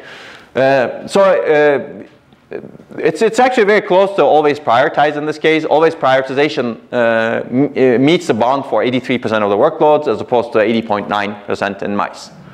So this is actually not a pretty good mechanism. And it correctly predicts whether or not the bound is met for 95.7% of the workloads. It's just these cases where it's incorrect because of the model issues. So let's take a look at the performance of non-quality of service critical applications. This is what this is another result average. This is number of memory intensive applications that you have in the workload in a 4-core system. And always prioritize, actually, this is the performance of the memory of the non-quality of service critical applications averaged. Always prioritize gives you some performance. If you don't have any memory intensive applications, its performance is not bad. But if you start having memory intensive applications, you see that its performance is lower than the other bars. What are the other bars? The other bars are essentially mice. We're using mice with loose quality of service bounds in the first 3 cases. The quality of service bound is loose. As a result, the non-quality of service critical applications are making a lot of progress. The performance is high. Once the quality of service bound or slowdown bound becomes not so loose, then the mice starts looking more like always prioritize, as you can see. Although it's still a bit better, as you can also see over here. Okay, so basically when slowdown bound is 10/3, which is not the most loose bound, the mice mechanism improves performance by about 10%. That's one example over here. Of course, slowdown bound changes depending on the application. This is just an aggregate result to show the overall benefits of the model. Okay, so there are other ways of using this, controlling the slowdowns. It depends on your goals. But I'm not, so the paper actually discusses how to minimize maximum slowdown. Remember, this was our fairness goal. This is actually a very effective way of minimizing maximum slowdown. If you use the slowdown estimates and if you try to prioritize the application that is a maximum slowdown estimate, then you actually provide much better fairness compared to other prior schedulers. But you can read the paper for that. Once you have these slowdown estimates, you can actually do many, many things with them. The paper shows 2 examples. Okay, I think this is, I'm not going to go through this because we already discussed pretty much everything over here. Any questions? Thoughts? Are you convinced that you want to estimate slowdowns now correctly? Now this is a much harder problem, of course. It's not clear to me how do you easily estimate the slowdowns beyond this without incurring a lot of complexity. The reason we developed this was we don't want to incur a lot of complexity, but we want to be more accurate. Okay, so what are the upsides of this? So this is basically simple new insight to estimate slowdown. It's simple. It's much more accurate than prior techniques, as we've shown. And it enables a number of quality of service mechanisms that can use slowdown estimates to satisfy performance requirements. That's also good. The downside is it's not perfect. There are still errors. The question is, how often do you want to be perfect? I think the really bad part is you're thinking that you're meeting the slowdown requirements, but you're not meeting the slowdown requirements. Then somebody needs to make the judgment call as to how bad that is. It may not be terrible in all applications, but may be terrible in some applications. So the other downside is this doesn't take into account caches and other shared resources. The memory doesn't consist just of the memory controller. You have caches as well and other shared resources. I'm not going to talk about this in detail. We may have a lecture on caches later on, cache partitioning again, going back to the caches. But I'm going to point you to this paper. This basically shows that how do you actually do this slowdown estimation when you have caches as well. It becomes a little more complicated, but the basic idea remains similar, basically. You want to estimate across an interval the service rates that you're getting inside and outside the cache. But of course, cache complicates things a little bit because cache has state, and whenever an application needs the cache, it displaces some other application's data from the cache, and now you need to estimate your request service rate in the presence of this kind of displacement. So it becomes complicated. It's not easy. And you can look at this paper for more detail.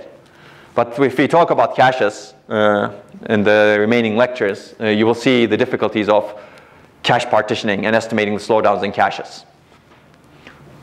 Okay. Any questions? I'm going to switch gears a little bit. We're seeing different aspects of the complexity of the problem. And I'm giving you bits and pieces of how to handle different forms of interference with different requirements. A lot of these are actually fundamental principles in the end. I'm not giving you a single thing that handles everything, because that single thing unfortunately doesn't exist today. A lot of these principles exist, but how to put them together is really a tough challenge today. So I'm going to switch gears and look at another form of interference. And that's going to be the interference in multi-thread applications. So far, we've assumed that applications are single-threaded, right? You have these cores, they're running single-threaded applications. Accelerators, they're single-threaded. You somehow estimate the slowdowns within that thread, for that thread, or do something with those threads. But if you have multi-threading, if you parallelize your application into multiple threads, what do you do? So the problem is actually even more complex. Here, I'm going to tackle a single multi-thread application. You have an application, let's say, I don't know, MATLAB. You parallelize it, and you're running 32 threads on 32 cores, let's say. How do you handle the scheduling of memory requests across those cores? Because these threads actually interfere with each other somehow also.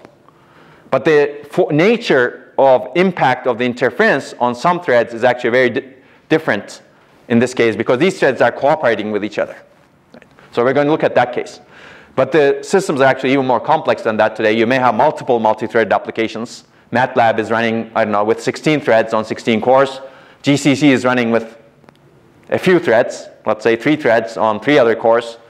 I don't know, your web browser is running with 8 threads on 8 other cores.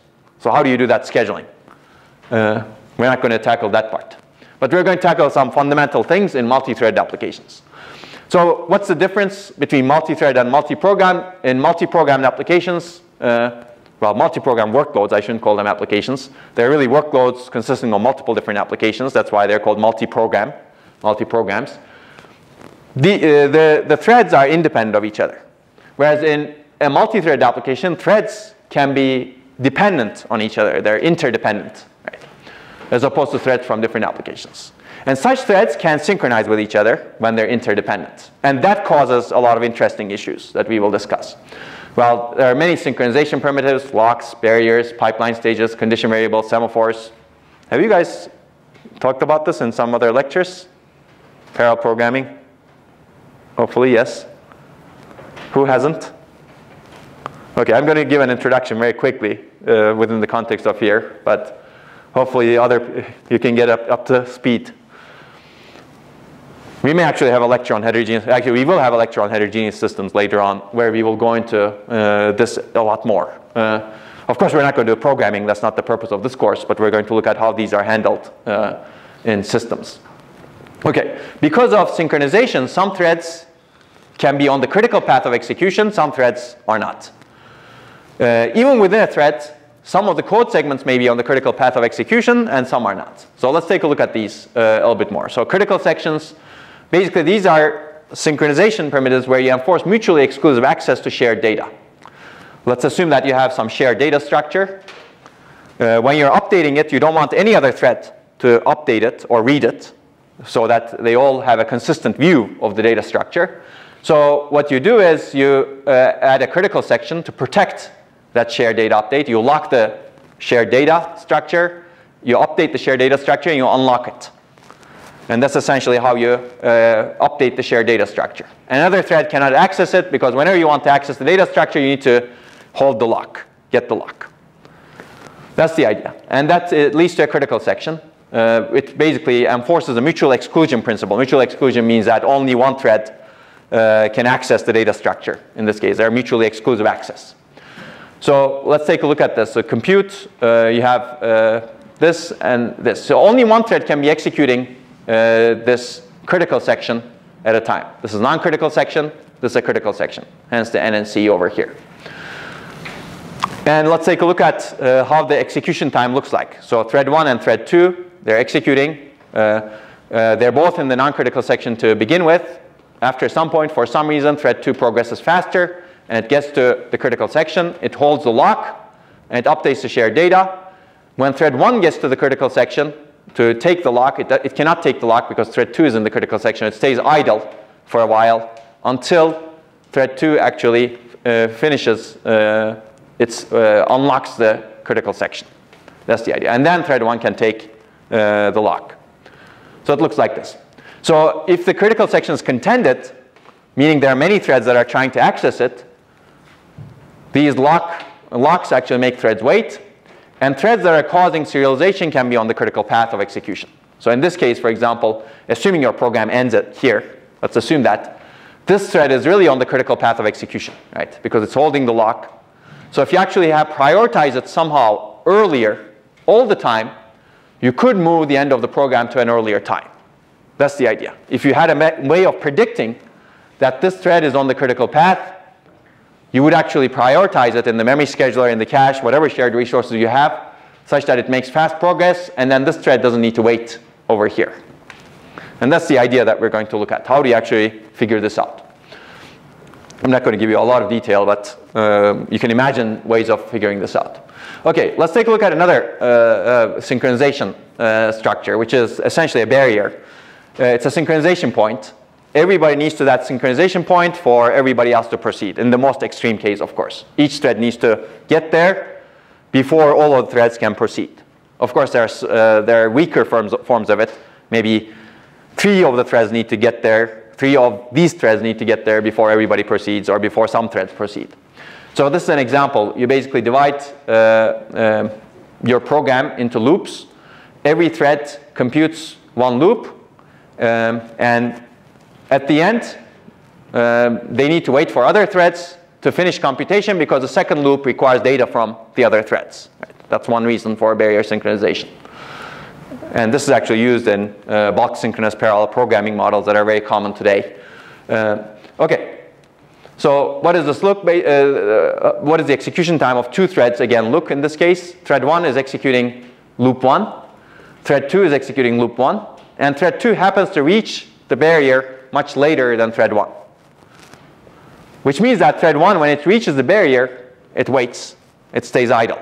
Right? So if you somehow knew that thread 2 would be the limiting thread, I will call it, reaching the barrier the latest, maybe you would prioritize it from the very beginning in the memory controller, in the cache. And as a result, it would reach the barrier at an earlier time.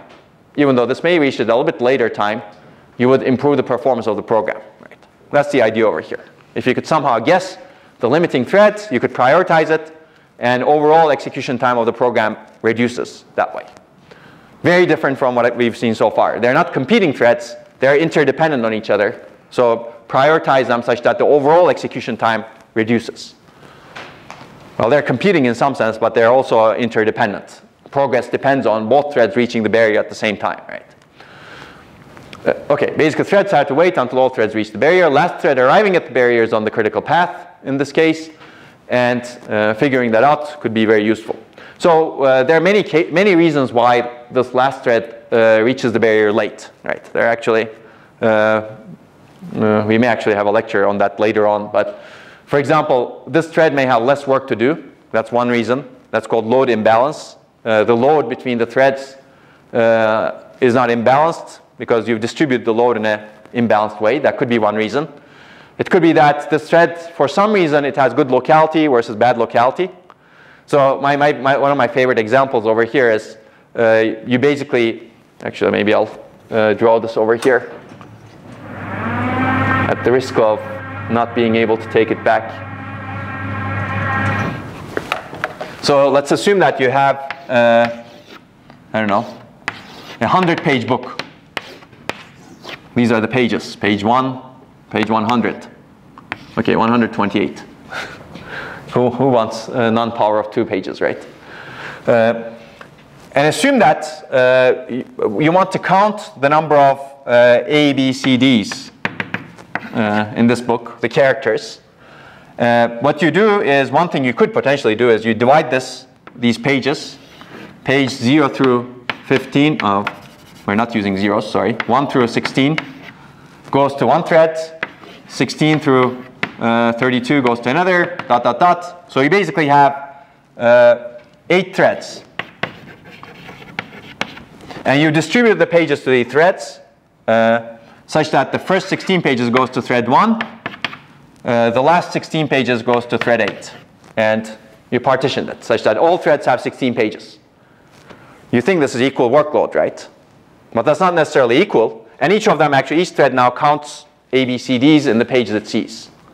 It's a histogram. This is one way of designing a histogram application. You're basically getting the histogram of the characters that appear in pages. And you could actually do it in a barrier synchronization way. All of the threads compute their own histograms.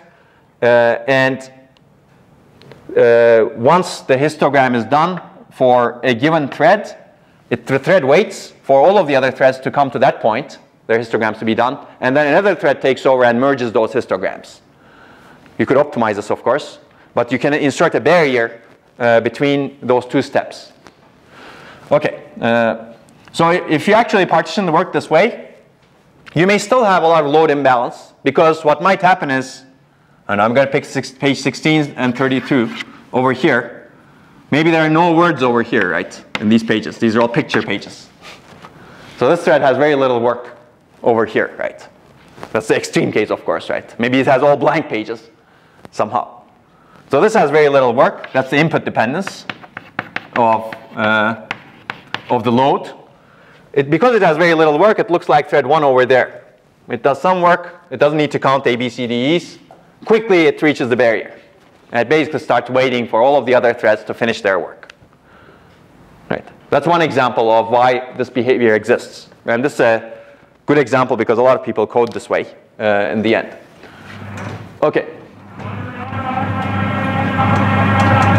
So you can have load imbalance because you didn't partition, even though you partition the load, you think in a balanced way, the input data is different across the threads. Or you can have load imbalance because you didn't partition the load in a balanced way to begin with. Those cases happen when it's not very clear cut, right? Maybe you give 1 page to one thread and 10 pages to another thread. That's also load imbalance. And that can happen also if you didn't program really well, or if you predicted something wrong, right? Okay, so that's another example. So the third synchronization that we're going to talk about is you have stages of pipeline programs. This is another way of parallelizing your program. You have a loop iteration, and you divide that loop iteration statically into code segments called stages. We will talk a lot more about this when we talk about heterogeneous architectures, because it's one way of taking advantage of heterogeneity. So, for example, you have this loop. How do you parallelize loop iteration? So here, if you go back, here we are parallelizing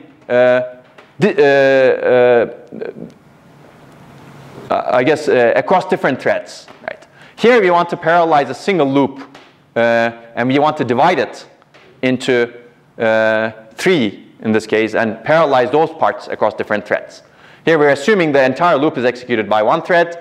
If you want to actually parallelize the loop itself, you can actually divide into these phases that can be executed across different threads also. So let's assume that you divide into ABC somehow, and threads execute these stages on different cores. So all of the A's of this part of the loop iteration is executed in this core. B's are executed in this core. C's are executed in this core. Does that make sense? Yeah. So why would you do this? It could be because this part of the computation in the loop has very good locality.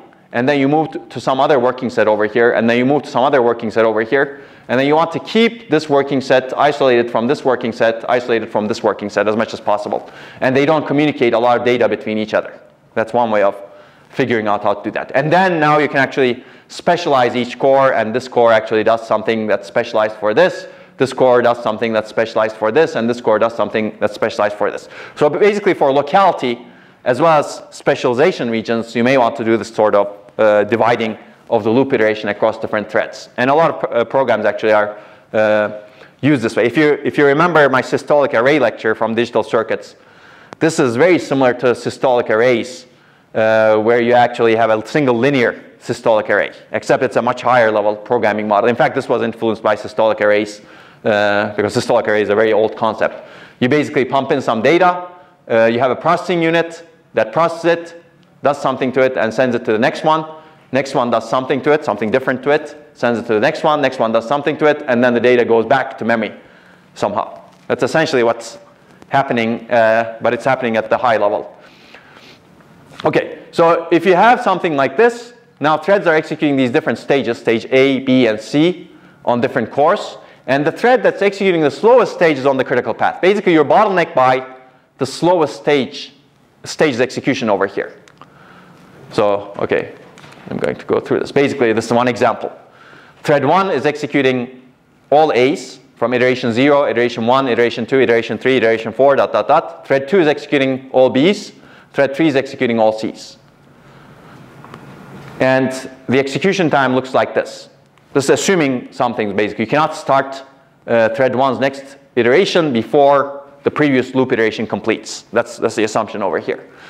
If that's the case, thread 1 finishes A at some point. Thread 3 finishes C even earlier. But thread 2, for some reason, takes much longer to execute B for whatever reason. It could be because this core is not good.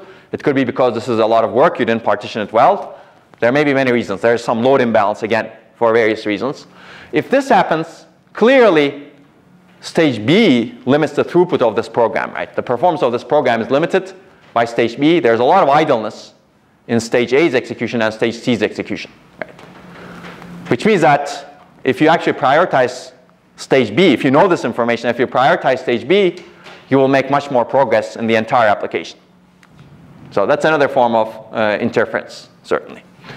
Okay, so now that we know these things, and I've already given you the basic ideas, how do you actually design a memory scheduler that does this?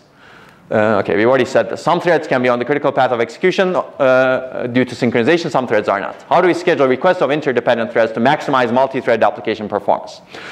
I'm not going to go into a lot of the detail in this paper. Basically, we want to estimate the limiter threads that are likely to be on the critical path and prioritize their requests.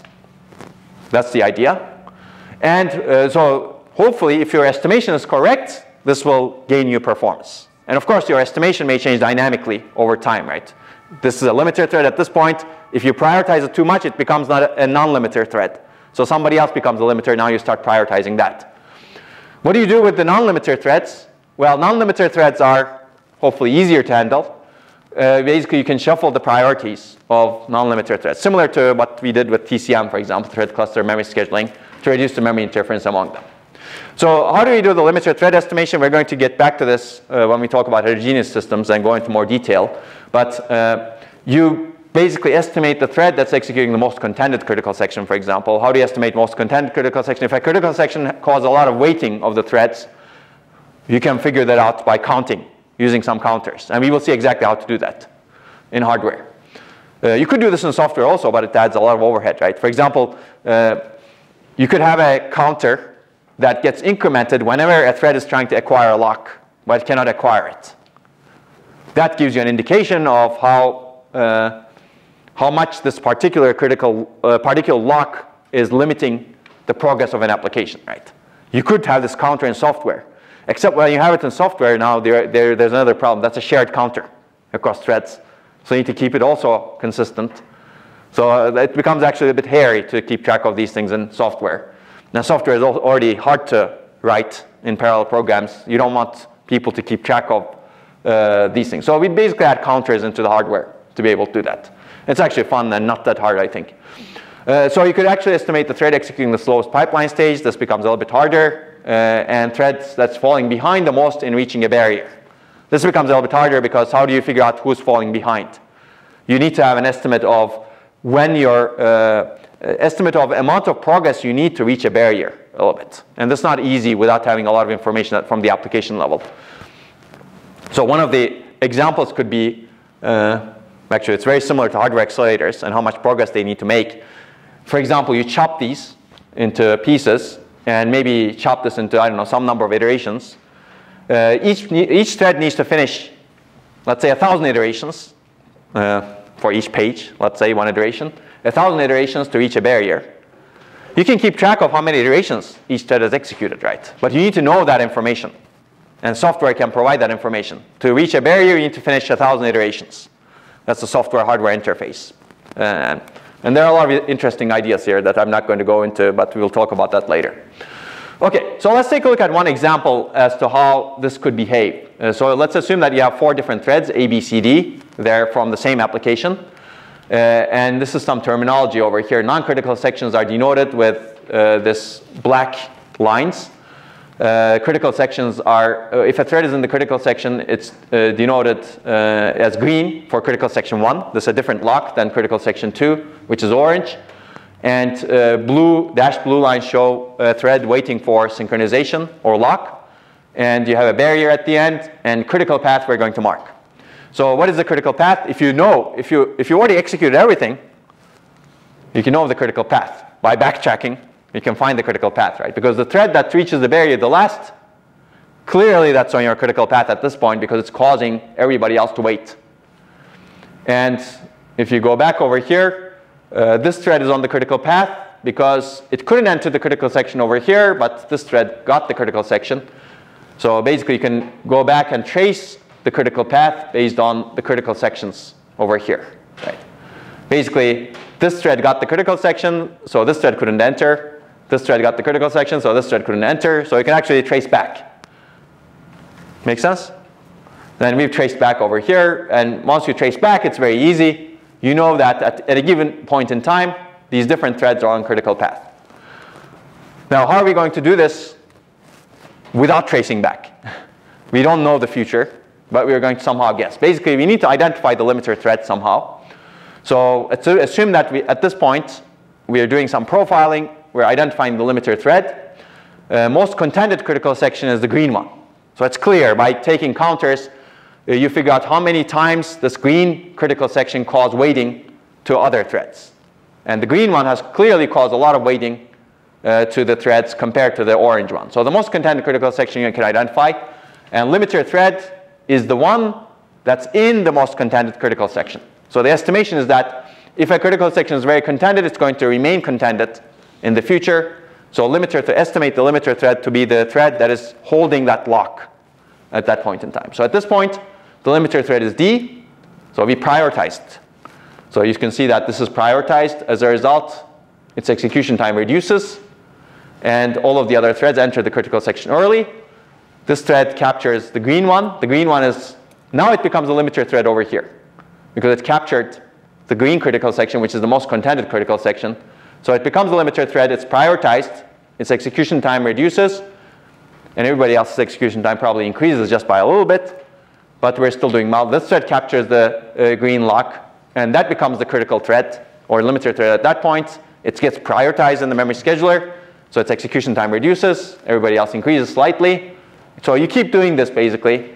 And the hope is that by doing this limiter thread identification correctly, you reduce the amount of time that you have caused waiting to the other threads because you reduce the amount of time this limiter thread spends in the critical sections or waiting for barriers, ... I didn't describe the barriers over here exactly, but you can imagine what could be done based on information about loop iterations, for example, how many loop iterations you need to execute to reach a barrier.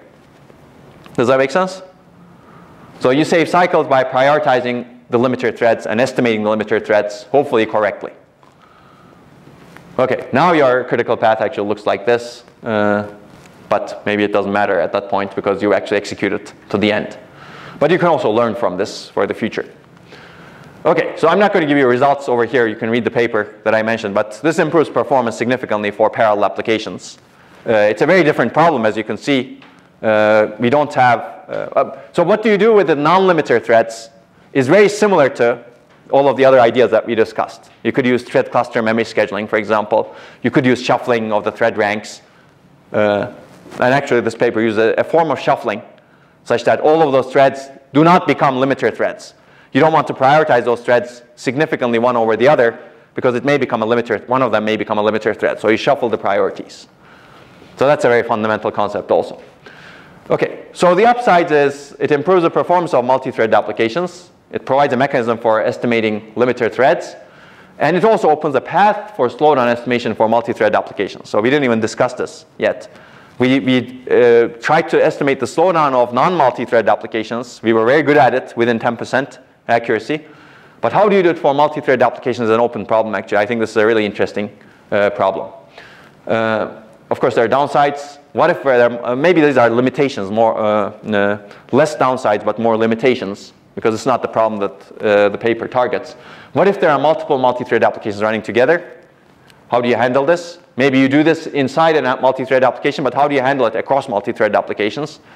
Now those are multi-programmed multi-thread applications, so some of the principles apply, but I think you need to take this into account. And limiter thread estimation can actually become complex. It's not an easy thing to estimate these limiter threads. This problem is actually very general. Whenever you have multiple interdependent threads or services, estimating who's the bottleneck is not easy. So this happens, this is a small scale example of it, right? In a chip, you're executing a multi-thread program. This happens in a data center also, right? If you have a distributed program, for example, you distribute it across multiple services. You essentially have a program that consists of multiple different components, and those components interact with each other, and you need to figure out, if you want to improve the performance, you need to figure out what's the bottleneck component. So there are similarities to data center services also in this. Okay. Any questions? I think this may be a good time to take another break. Okay, so let's take another break over here, and then we'll continue with other ways of handling memory interference. Let's be back at 2:35. I'll cover one thing, but I was able to connect to the internet and got the slide from my mailbox. This is the lecture announcement. I'll announce it also tomorrow, but I definitely encourage you to attend it. The date and time and location and the apro that happens after the lecture are all available here. And if you go to the Distinguished Colloquium page, on the department page, you'll find it. And as I said, Arvind has done a lot of work on data flow computing. He did build a lot of data flow programming models, languages, machines, the Monsoon data flow machine, for example, and then term rewriting systems to make it easy for people to do high-level synthesis from higher-level abstractions into essentially RTL. So he founded the BlueSpec company, for example, that does a lot of that, and BlueSpec makes it easier to program hardware in general. And he's been looking at more open source cores right now. He's going to talk about some of the work that they've been doing on open source hardware. So it should be fun, I think, and you can get a chance to talk to him after at the apero. Anybody can talk to him and ask questions. Okay, now that that's done, let's talk about other ways of handling memory interference. Unfortunately, we're not going to be able to finish memory interference today. That was my hope, but there's a lot of interesting concepts here, so it's hard to finish all of it. But we're going to move to data mapping from prioritization. I'm going to give you an example of data mapping that has spurred a lot of other works in data mapping. But we're done with prioritization, for now at least, although I'm going to talk about combining data mapping with prioritization. And tomorrow we'll cover core and source throttling and application and thread scheduling a little bit to talk about how to use them for reducing memory interference. And remember, these were 4 fundamental interference control techniques. We're going to talk about the second one. And within each technique, there are some fundamental principles. And this is another way of looking at it, if you remember. We're looking at smart resources, making the resources smart. Prioritization actually made the resources smart. You could apply some of the techniques that we discussed to caches as well. And dumb resources keeps the resources as is, but tries to do something else. You could combine these as we've discussed. But data mapping is fundamentally a dumb resource technique. You don't have to change the resource. You basically change how you do the data mapping such that you minimize interference. And the realization is that modern systems have multiple memory controllers. Basically, there are ways to partition data across different components to reduce interference. And multiple channels, multiple controllers is perhaps one of the most coarser grain ways. Of course, inside the channel, you have banks, ranks, and you could do data mapping separately to different banks, which we will later talk about perhaps. So if you look at this system, you have red and blue applications, and you have a new degree of freedom to reduce interference between those applications, which is by using these channels, map data across multiple channels. In current systems are not really aware of this in general, although they're becoming more aware. So you may actually get data mapping like this. Both applications are mapped to both channels, and if these applications are interfering with each other badly, they interfere with each other badly in the channels. But if you actually were able to do this, separate the applications to different channels, you would get rid of the interference that happens in the memory channel. Now the upside of this is you get rid of interference. The downside might be you don't have enough memory that's available to the blue app or the red app. So then the question is, how do you do this? You don't want to actually start receiving page faults in this blue app because you partition the channels across different apps. So you don't want to do this in a hard partitioning manner. Maybe you do soft partitioning. You put as much memory request from the blue application over here, and if it needs more, maybe you start allocating from the different channel. Right? So we'll briefly talk about that. So don't take this as a very hard partitioning kind of way. It's flexible. In the end, you don't want to do very hard techniques that destroy performance of the entire system. But this is one way of definitely reducing interference. So the overview is you want to eliminate harmful interference. If the applications are not interfering badly with each other, maybe it's okay to map them to the same channel, right? But if the applications are very harmful to each other, then map the data of those badly interfering applications to different channels. And there are two key principles we're going to follow, and these will become relatively familiar by now based on what we discussed. As we know, a high memory intensity application destroys the performance of a low memory intensity application, assuming you don't change the memory scheduler. So the assumption so far we're going to make is we don't change the memory scheduler. We're going to keep the resources dumb. You want to separate a memory intensive application from a non-memory intensive application, such that the non-memory intensive application can make fast progress without being interfered with. That's the one principle. And the second principle is, if you have applications that are streaming versus random access, high roboflow locality versus low roboflow locality, as we know very well by now, high roboflow locality application denies service to the low roboflow locality application. As a result, why don't we separate them to different channels? And we're going to use these two principles to develop an algorithm to partition the channels across applications. So the first one, we've already discussed this, separate by memory intensity. Let's take a look at this example. You have this red application, which is very memory intensive. You have the blue application that's not memory intensive. If you mix them in the different channels with conventional mapping of pages to channels, this blue application's request may get stuck behind red application's request, as you can see. You keep the memory controller FR-FCFS, for example, in this case. So basically, this application's request gets serviced after 4 time units at the end, and the red application request gets serviced after 5 time units. If you actually map these applications to different channels, do channel partitioning, the performance of both applications improve in this particular case. Right? Basically, the blue application gets its request serviced right away because it doesn't get interfered with by this very heavy red application. And the red application's performance also improves because it doesn't get interfered with by the blue application. Even though blue application is not very intensive, it happens to be that, in this case, the red application gets delayed because of a single memory request. So you can actually improve the performance of both applications if you do this, if you're able, if the conditions are right. So that's the first principle. Map data of low and high memory intensive applications to different channels. The second principle, as I discussed, high roboflow locality applications interfere with low roboflow locality applications in the shared memory channels. And you know this well by now. This is an example. You have conventional page mapping. The blue application happens to have not so good roboflow locality. The red application has good roboflow locality. It's accessing row 0, as you can see over here. And if you map these applications to the same channels, this could be one interference pattern that you see. The red application, it's not terrible, of course, in this case. Imagine this red application doing 128 accesses to row 0. It's doing 2 over here. But even with 2, you'll see the difference. This red application does 2 accesses, and it gets prioritized because of the FR-FCFS scheduler. So the blue application gets delayed. Over here, it gets roboflow conflicts. So roboflow conflicts are, the assumption is that roboflow conflicts take 2 time units in this case. The blue application is always taking 2 time units with its requests. And if you actually do the channel partitioning over here, the requests go this way. The red application goes here, blue application goes here. And blue application doesn't interfere with the red, and red doesn't interfere with the blue. As a result, the blue application's performance improves significantly because it doesn't get stuck behind the requests of the red application. Right? It saves 2 time units. Red application's performance doesn't degrade in this case because it wasn't interfered to begin with in this particular example. Right?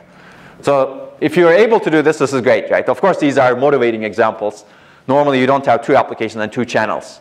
What happens is, what happens when you have many more applications than the number of channels? Then that's what the mechanism of memory channel partitioning. Basically, the idea is to first profile the applications over a time interval, classify the applications into groups, partition the channels between different application groups, and the groups are formed such that you figure out which applications interfere a lot with each other versus not. And assign a preferred channel to each application, and allocate application pages to the preferred channel. Whenever you need to do a memory allocation, or whenever you get a page fault, you allocate from there. That's the idea. So the good thing about this is most of this can be done in software. Only the first part, profiling the applications, is done in hardware according to this proposal.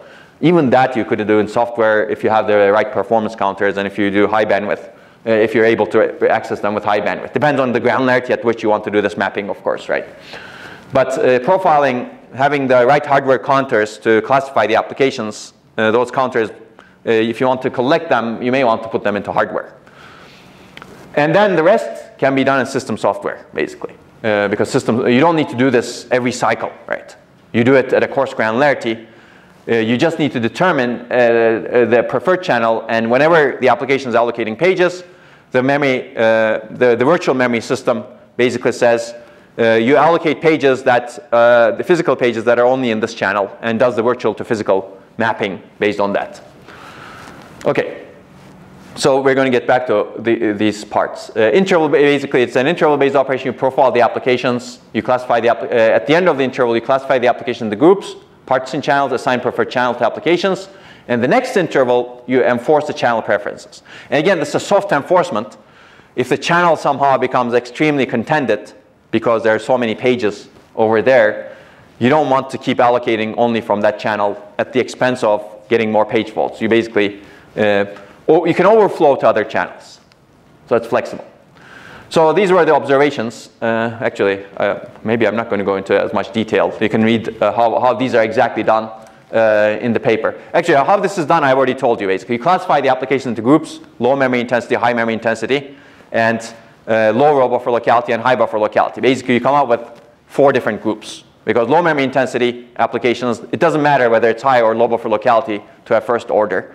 So you have that group. And then among the high memory intensity applications, you have the low row buffer locality applications and high row buffer locality applications.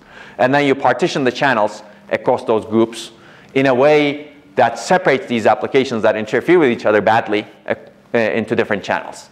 And of course, there's some mechanism that tries to balance the bandwidth across the channels also, because if one channel becomes extremely contended, whereas another channel becomes not so contended, that's not good, right? You're not utilizing the bandwidth across the channels, so you need to actually take that into account. And the paper describes all of those mechanisms. But those are all implementation, if you will. Okay, so one observation is that applications with very low memory intensity rarely access memory.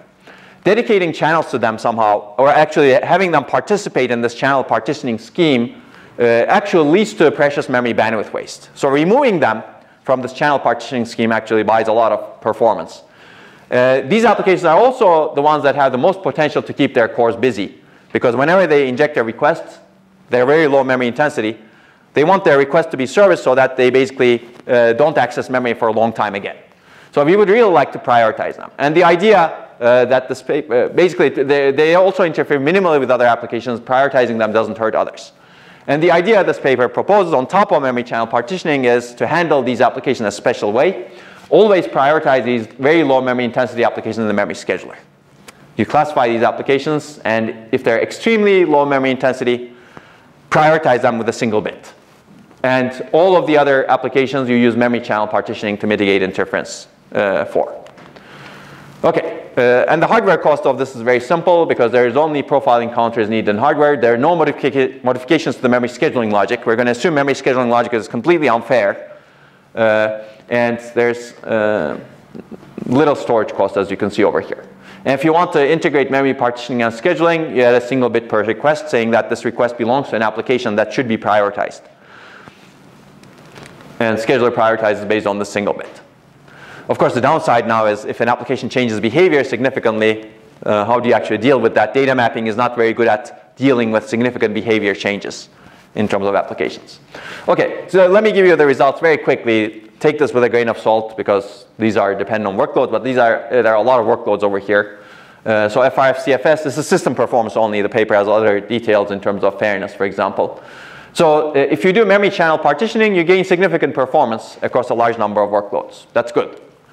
And actually, if you do memory partitioning and scheduling combined, integrate memory channel partitioning and scheduling as we discussed, you get about 11%. So scheduling is that single bit that prioritizes low memory intensity, very low memory intensity applications. So that's good. The performance improvements are good. Let's compare it to TCM. So it's slightly better than TCM on these workloads if you just do memory channel partitioning. And if you put memory channel partitioning and scheduling on top of that, you get about 5%, which is also not bad. So you get better system performance than the best previous scheduler at lower hardware cost. And actually, it turns out this memory channel partitioning mechanism is designed for the FR-FCFS scheduler. If I don't have the results over here, but if you look at the paper, it shows that using this memory channel partitioning on top of some other scheduler doesn't buy you as much performance as it would buy you on the FR-FCFS scheduler. Because if you think about it, the channel partitioning principles that we developed are really overcoming the downsides of the scheduler, right? The scheduler prioritizes row buffer hits. The scheduler prioritizes for older requests, which means that memory intensity and row buffer hit rate are the critical factors to distinguish and to separate applications from each other.